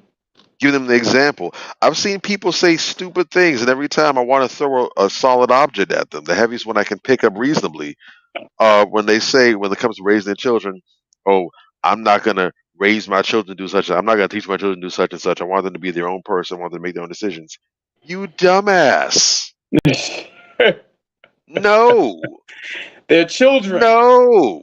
They're children. That's why they're called children. If that was the case, you'd be letting them eat ice cream for breakfast. They'd be eating Pop-Tarts and fruit roll-ups and Capri Suns as a routine, regular part of their balanced meals. No. Real talk. They'd be staying up late playing video games and going to school at 10 in the morning, dead to the world. No. It doesn't make sense, man. It just doesn't. You cannot be afraid to be a parent. You cannot be afraid to lead. If you are a parent, you are a de facto leader. You are the leader of the children. Well, Your voice is what the children will listen to. You literally are responsible for their life up until they reach the age of accountability where they're in a position to go out and fend for themselves. That's your job. So you need to be there. You can't just simply lead from the back of a checkbook. You need to be there in the physical. You need to know your children. You sure? And of course, for some that's more difficult than others. Some people need to work harder. Some people need to sacrifice more. Sometimes you're gonna have to sacrifice and miss some key moments. Real talk. But for the love of God, as much as possible, it needs to be your top priority to when you can show up, to be there. Right. Now, are you sure? Because, Will and Jada raised their kids like that. I'm just saying. Will and Jada raised their kids and just, let them lead by example themselves. And, they turned out, well, I'm just saying. As much as I'm not one for political correctness, even with that being said, I'm aware that with great power comes great responsibility, so I have to be very careful of what I say. Yes. Because I would like to say a few things. but some things you That's why I can't said take that. back, and even as little cares as I have, even Uh-huh. some of those things, I'd probably have some remorse about vocalizing out loud. But I will say, Mm-hmm. um, all are not created equal. I'll put it that way. And Yeah. in some cases, less Mm. can definitely be a whole lot more. I'm But just as a saying. general rule of thumb, Mm-hmm. as a It's a general general rule rule of of thumb. thumb, you need to be there. Teach your damn And kids. I agree. and and and another, and I do want to touch on that for 3 seconds. I don't want to dwell on that at all. But the idea of banging on the other parent for all the flaws and failings that they have, especially if these were things that were evident beforehand. Mm-hmm. Mm-hmm. And I don't want to hear that jive about, oh, I didn't know. You knew, you mother father. That ain't Don't the word get I me want to use either. started. You Oh, knew, because you you knew already, just based on how you likely interacted with that person. You knew up front what category they fell in. 'Cause let's be honest, from the outset, with most men and women that we deal with, we know what box these people are likely going to fall into. real We know the talk. ones who were really looking at it, considering for something significant, for marriage, for husbandship, for wifeship. We know who those people are, and we know those who fall under the category of a good time. True. And we know that most of these people that we have our children with, a lot of the times, these aren't people that you would have chosen for this role. True. I've Absolutely yet to true. hear, with the exception of celebrities, people go out and target, and in those cases, because you looking to get the bag. Most times, people do not go out and say, you know what, he'd be an amazing father, man. He has all the characteristics I want my child to have and experience. I'm gonna let him knock me up tonight. You Mm-hmm. don't hear a dude saying, "Damn, man, she's patient, she's kind, she's sweet, she's so knowledgeable, man. She's really nurturing. Yeah, I gotta shoot the club up, man. She the one. She gonna be my baby." That does not happen. It's never happened. And you know what? That's the problem. That is the You problem. chose that, and you were successful at the job. Now all of a sudden you want to go and castigate that person. No, if you go and slander them, make sure you slander yourself too, because that's who you gifted your child as a parent. That's who 50% of your child's DNA sequence comes from. That's it. But make sure before you even say a lick about them, make sure you ragdoll yourself as well too. Let's be fair and just. Real talk. Right? Well said. Well said. And Yeah, definitely well said. And that wraps up this segment for because there's nothing more to say to it. You know, guys, you got to just pick better, man. You got to pick better. You're gonna end up with 18 years of a nightmare, and it's really not 18 years of a nightmare. Is we say 18 years because that is the minimum responsibility of years that you co-share with the other parent. So mm-hmm. it's the minimum of 18 years. But as you know, these children are in your life forever. So the more you prepare them to get to that next level, the better it is for you as well. And it makes you break off the connection with the mother if she is a toxic person that you are not able to co-parent with. Once that child turns 18, then you know the child is has the right to come to your house and talk to you solely and don't have to make the decisions with the parent. You know what I'm saying? Or it depends on what y'all situation is. If they go to college, maybe you guys have to still go ahead and make that same dual decision on both parties. So just be very mindful about that heading into the future. And that way you guys can avoid a lot of bull crap that comes along with it. With that being said, we're definitely going to go into our next segment, which we did not do last week. All We right. back. So We here. we're back this week. All right. So I know Yeah. a lot of y'all missed out on it, but we definitely gonna get into the hell nah and hell yeah. All right. Hey, All Let's right, get it. let's get it. Let's get it. All right. Up front, first up, Debbie Allen. Hell yeah. Hell yeah, hell Shout no. out to Sister Hell, Debbie. Heavyweight. Hell yeah. Heavyweight. definitely. All right, Spike Lee. Hell yeah, hell no. I'm gonna give Spike Hell Lee a hell yeah. yeah, I love Spike. I love like the body of Spike. work. For the culture, hell yeah. For the culture. Yeah, you damn right. Do the right All thing. right, Samuel L. Jackson. Hell yeah, hell no. Hell yeah. Hell yeah. I One of my like Hell, favorite mother, actors father, ever. yeah. yeah. Oh hell yeah. Josh Allen of Buffalo Bills quarterback. Hell no. I'm a Dolphin Hell fan. yeah. I like Josh Allen. What you got against Josh Allen? Nigga, he's an AFC rival. Fuck am I gonna sit here and support? I got my own. What they got to goddamn do with money. if he's a good quarterback or not? Nah, no. Oh, you's Man. a hater. Oh, you's a hater. We don't do that in the same conference, bro. Give us anybody else out of our conference, we'll choose that. You Man, hell yeah to the brother. understand? Josh Allen's a beast, bro. Charles Barkley. Hell yeah, hell no. Hell no. Hell no. Hell, oh my God, I can't stand that bastard. Ooh. Take the Tupperware lid off that's been in the fridge for God knows how long. Take the whiff. That hell no. Oh, hell. Oh. Via sneakers. Hell yeah, hell no. Hell no. Whack. Hell Always no. was whack. Even in that time, they was whack. It just was whack. Nah. Avia, A6 over Avia. Hell no. If you want some trainers, hell no. I agree. Jasmine Guy. Hell yeah. Hell yeah. Hell yeah. Hell yeah. Hell yeah. Jasmine Guy's dope. Simone Biles. Hell yeah. Hell yeah. Hell yeah. Hell yeah. Good sister. Got a Shout good out to little the streak. sister. This next guy is Bobby Drake's uncle, Jesse Lee Peterson. Hell yeah, hell no. Hell no. That's a coon right there, boy. Oh my God. Disrespect. Oh man. I didn't know that was your Uncle Bob. My bad. If this was the 1800s, I have to pull off my glove, pop you in the jaw, and I'll see you outside with the duel. You out of pocket. Oh man. Hell no. To Uncle Jesse.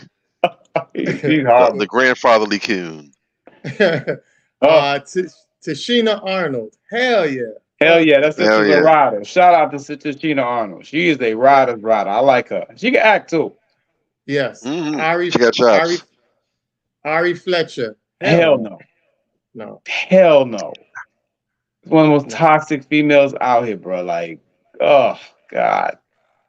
I don't know why chick follow her. I'm still trying to understand. You still thinking about the bra, Bobby? That bra was ridiculous. When I found that out, really? Then some cat came on there and said, "Oh, he has one of his girls do that too." I'm like, "Bro, you want to see it?" No, I don't want to see it. I don't want to see your girls unmentionables, nigga. Bruh. No. I need excuse me, Elon. I know you busy prepping for your MMA super fight with Zuckerberg, but can you please make your priority to get back to building these space colonies, bro? I need off this planet, man. Real done. talk. All right, Insecure. Hell yeah, hell no. I like Insecure. That's a hard one, man. Cause For me, it's a hell no. I have to It's a say hell no, bro. I have to say hell no. I like the fact that they use a lot of underground music, a lot of artists that really isn't mainstream a lot. They gave a lot of exposure to that. So, Let me keep it a buck. The show is funny. But Issa Rae is one of the most toxic human beings on the face of the earth. My God, this I can't. I mean, the cast of the other girl that's on there, she's like, oh gosh. You talking about Amanda I'll Seales? give a hell yeah to Amanda the. Seales. Jesus God. I can't stand Amanda Seales. I will give a hell yeah to the execution. And I think Insecure probably has definitely set a template as to how to go ahead and piece together black programming. It's a great idea. The dream of Yeah, Insecure, I would say is a hell yeah. yeah. But who's at the helm and what it actually has done a lot to put out Jesus, there, that's a hell no. whack. All right. Just I won't whack. throw the baby out with the bathwater, but I gotta no, That's no. why I say hell no. Cause oh God, them Uh, chicks. Marilyn Monroe. Hell no. Hell no.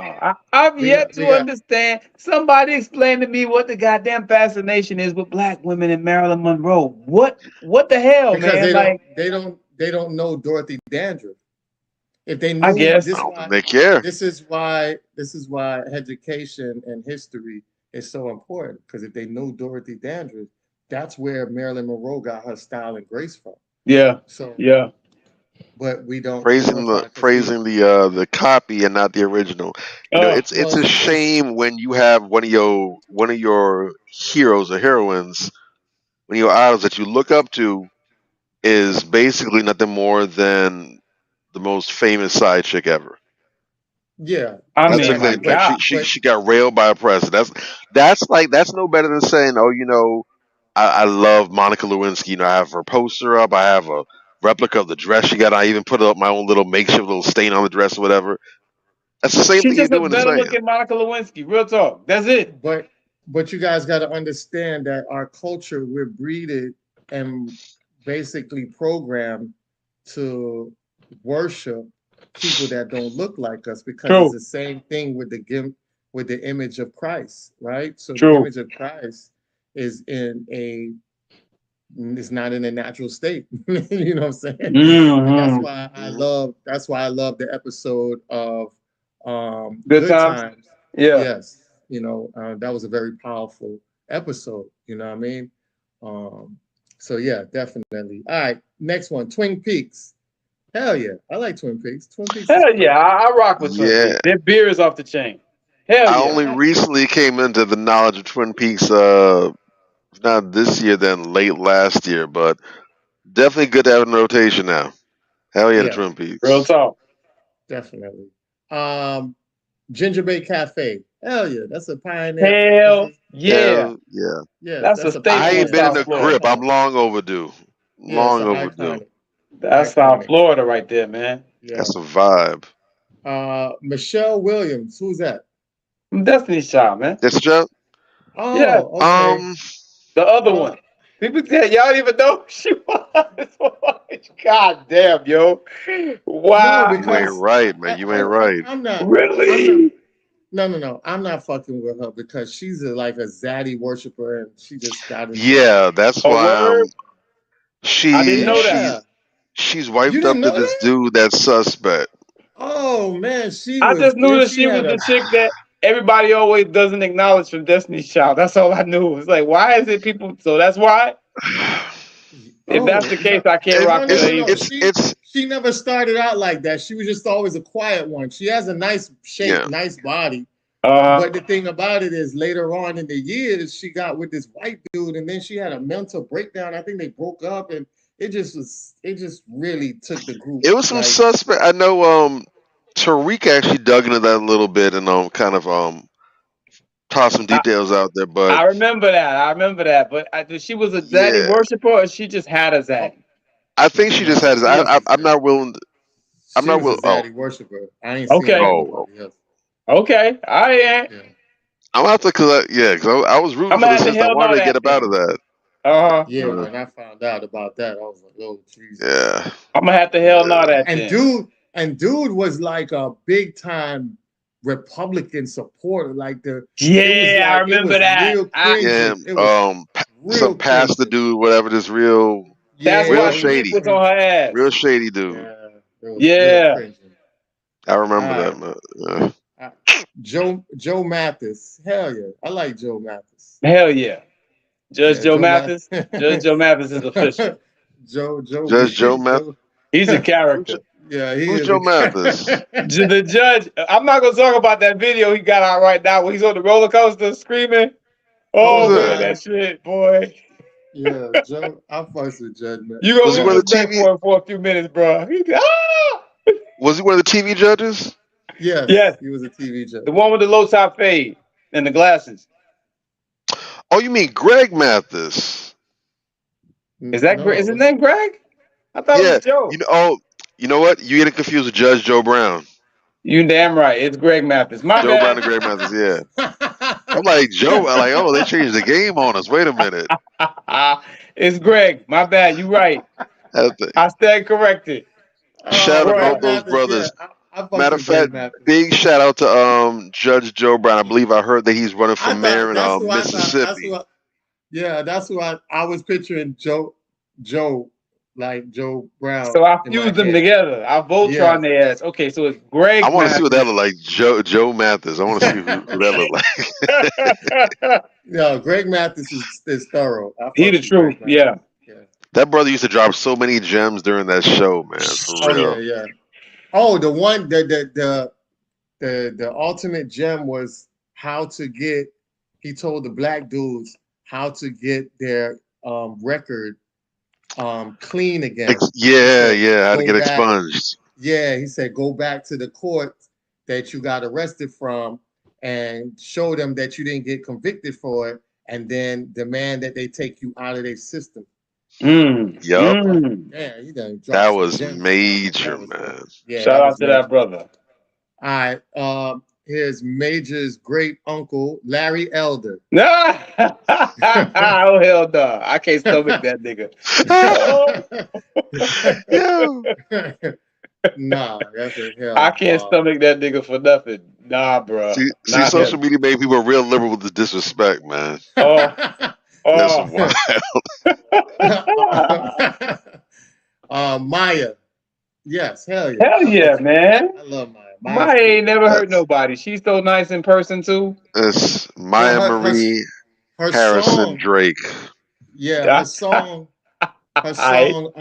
Fallen. Oh, Yeah. that's using my my favorite group's beat. That was Far Side Running, right? She used the Running Yes, beat No yes, doubt, no yes. doubt. and did the Fallen. That shit's so hot. That's a Yeah. Or that Mood Ring. All her albums really hit, but Yeah. Mood Ring, that was a classic R&B Beast. album. Doesn't get respect. Yeah. Fear of Flying was a really, really good one too. She don't get the credit she deserves. Her voice is ultra don't. feminine, by the way. Ultra feminine. Like And it's she real too. That's no lab grown artificial gimmick. That's her vocals. She Yeah. really No is doubt. about that. She is very much a true songstress. She's Yeah. really an artist, really is. Yeah. And No she doubt. stopped decking my calls. Maya, what's going on? No, I'm not ready for this to be over yet. Yeah. Last Next but time not she's down, I'll least have you meet her. Last ahead, but go not Don't play. least is Don't play. I got you, dog. I met her a couple times. What's up? Go ahead. You Ant. best man at the wedding. Off top. last but not least is MC Light. Fuck yeah, I fuck with Hell MC yeah. Light DMC is taking no short. Light as a rock. Light is I a fuck beat. with Light is my all-time favorite female rapper. Like this chick, yo, she just I like her personality, her swag. Got a rough neck, Just gotta get a rough yo, neck. she's a monster, dog. Very Versatile. underrated too. And from what I hear, she's a sweetheart too. I don't know. I've Real never down met to her, but earth. yeah. She's I've heard cool. She's I've fucking heard cool. nothing She's but real good down. things about it. I They met You say know in she's this real industry, cool. if you cross people, they'll let you know about it. But I haven't Yeah. heard any ill remarks about her. Humble, down to earth, approachable, Nah. shows love to Yeah. the fans and everything. No diva I met esque, nothing. Real Yeah. solid. No doubt. I met her. She's real down to earth, like the Word. way she is, the tomboy, the cool, your homeboy type vibe. She's just Yo. like that in person, dog. That's dope. Let me tell you something. What'll surprise you? Just a little known fact. Trina's like that. Bruh, I've met Trina about 5 or 6 times. Dude, Trina is one of the nicest females I've ever met. Not just female rappers, just nice. Your mouth will hit the floor. How nice Trina is. And then she has this image. Mind-boggling, bro. Mind-boggling. Yeah. Well, yeah. All All right. right. So tonight's crown check. I'm not gonna do the honors of it. I'm going to let Major do the honors of this crown check tonight. All right. He knows more about this sister than I do. And he selected her.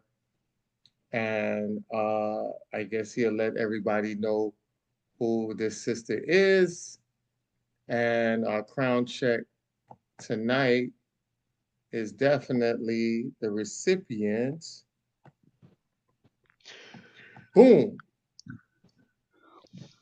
Is that, hold on, Lioness Crowned?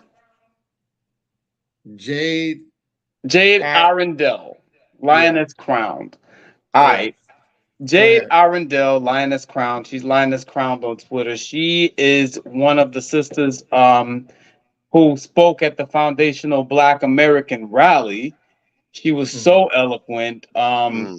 She was really, really getting at folks, you know, in her speech. And, you know, she's an up and coming political candidate. They are grooming her right now to become a political candidate in DC, I believe. I know it's definitely in the DMV, but I believe it's in DC. They're grooming her currently to become a political candidate. You know, I hear her all the time. You know, she calls in, expresses her views and so forth. She helps organize with a lot of the events that Tariq throws and so forth. And she's definitely a up and coming. You know what I'm saying? She hasn't done a whole lot, but she is an up and coming. She's a very conscious sister. Reminds me a lot of Erica Lachey. You know what I'm saying? The picture that you chose is the reason why I was like, is that her? Because the picture looks a little different from how she normally looks. But this is a powerful sister, man. When she speaks, people listen. She's very knowledgeable. She carries herself like royalty. Very powerful sister. And, you know, she's out here, you know, speaking truth to life, truth to power, and learning as she goes in life. She's taking some direction from Tariq Nasheed, which can only end up good. You know, she's also an up and coming candidate with Marcel Dixon. He ran in the last election cycle. He didn't win. He wasn't victorious this time, but she's part of the crop of the new candidates that they're molding to put out here to run for political office.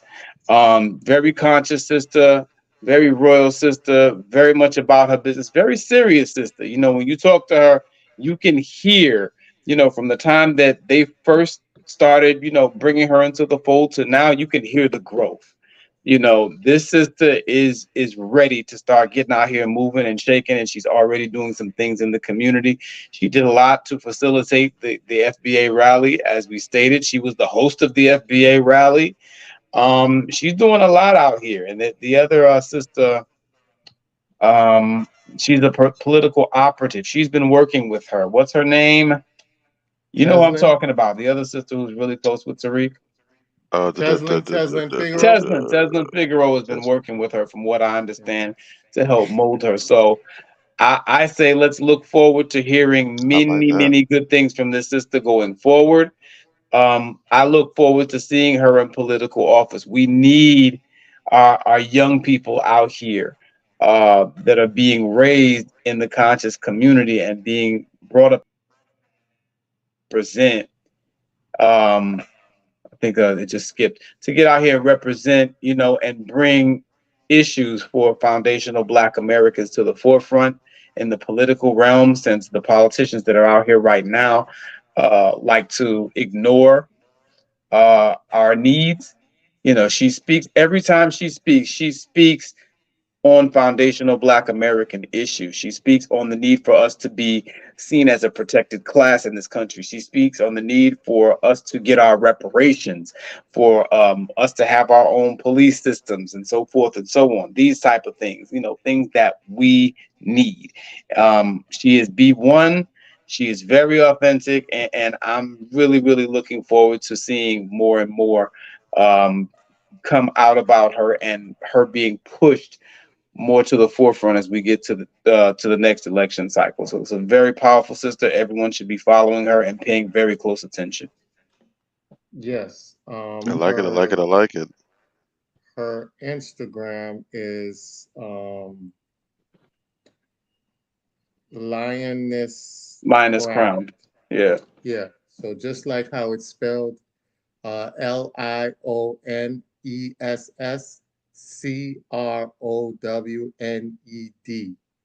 And that's also her Twitter, I believe. I believe that's also her Twitter.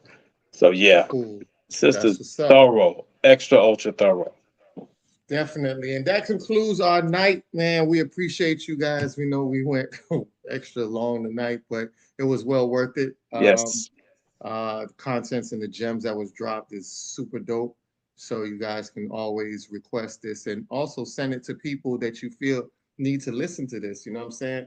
Whether they're riding a bike, whether they're on a long bus trip or a flight, or they're at the airport stuck, need something to listen to, send them the programs. It's a little lengthy, but hey, your time go by fast when you're listening to great stuff. You know what I'm saying? So knock out two birds with one stone.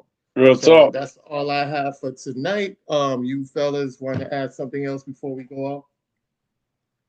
I'll throw in a little something. The topic tonight was an important one. A lot of us are, you know, we're not really utilizing the space and the platform that we have online for what we should be utilizing it for. We're not using our powers for good. You know what I'm saying?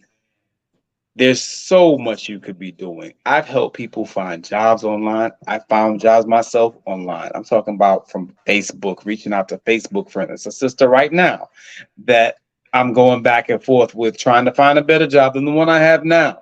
You understand what I'm saying? And this sister's helped several brothers double their incomes. Inbox me about it. I'll give you the referral. You know what I mean? But you got that type of thing going on. You got community organizing out here. I talked to Sister Mona Lisa earlier this week, and she was talking about, the stuff that she's doing, and the brother that she's doing the stuff with, you know, um, who I look forward to speaking to soon.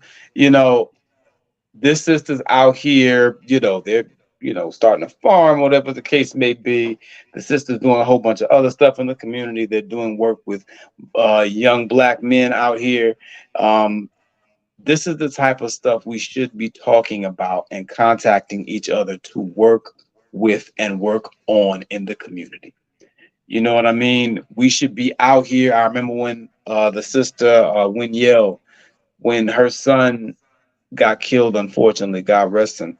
You know, we all got together and we just started putting up posts. I was one of the first people to post, and ask, yeah, hey, put something on this, people, da da da da. They saw the story. Everybody felt very moved. The sister, she got her paper straight. She was able to take care of, the expenses, whatever the case may be, blah, blah, blah. That's somebody that's right here in South Florida. We were able to help because we came together as a family. You understand? Let's stop trolling. Let's stop the bullshit. Stop trying to be seen. Stop with the Bojangles act. Take off the tap shoes. You dig? Get out here and do something. Be counted. I can point to a number of things that I've done and helped people do through Facebook, Instagram, YouTube, whatever the case. Every time Tariq has something, we all put in on it. You understand what I'm saying? These are the things we should be using social media for. I've talked about the perpetual teenager too many times over. Too many of us want to be perpetual teenagers and just do goofy, dumb, meaningless shit all the time. We gotta be smarter than that. It's cool to have fun. You understand? But if all you do is sit around all day and just troll people, just hate on people, just post up things to trigger people, you have to think about what your life is becoming. Is that how you want to be remembered? It's not how I want to be remembered. So my challenge to everybody, is step your game up. Let's see you do something with your social media platform that really bears fruit. That's what I want to say. That's my challenge to each and every one of you out there. And to the ones of you that are still hanging with us, we really appreciate you. I know this has been a very long show.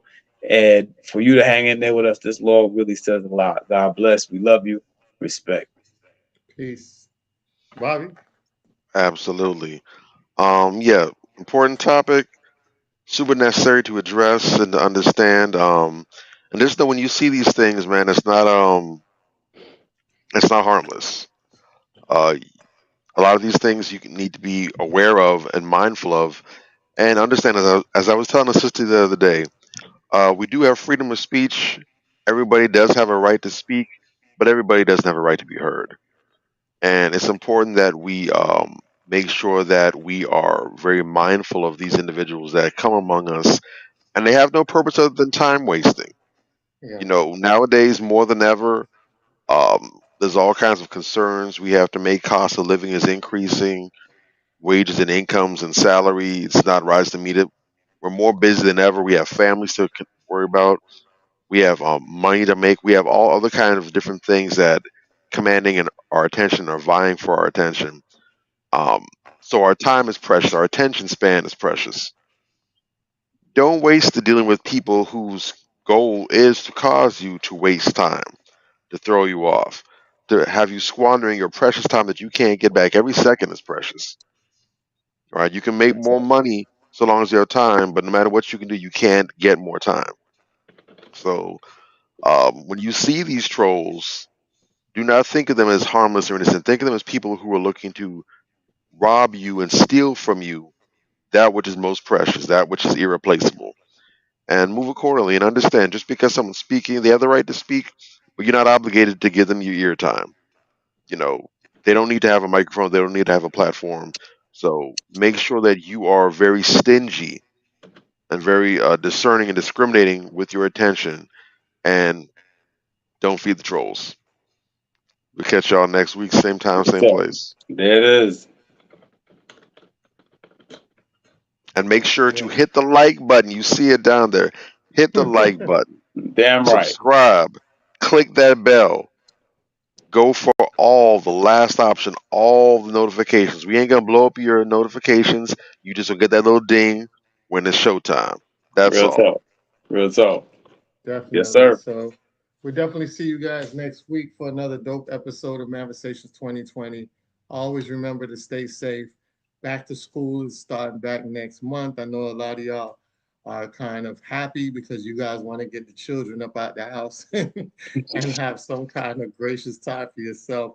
We feel your pain. The children will go back to school, but make sure that when they go back, they are protected. Check their notes, make sure that you're doing their homework with them. And there's a bunch of book bag drives going on.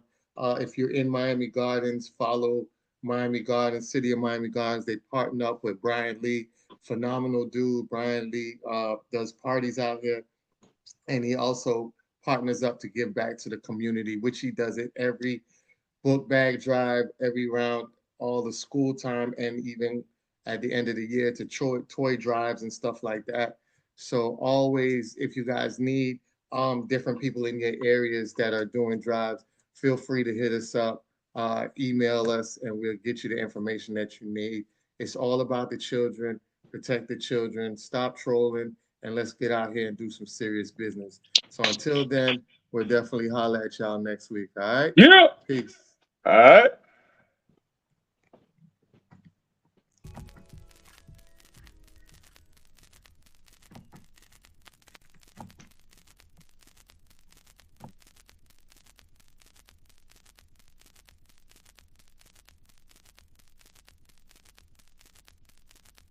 On the album, we do things like songs that are a little, what we call sexy. You can see from the title, it's more of a love album.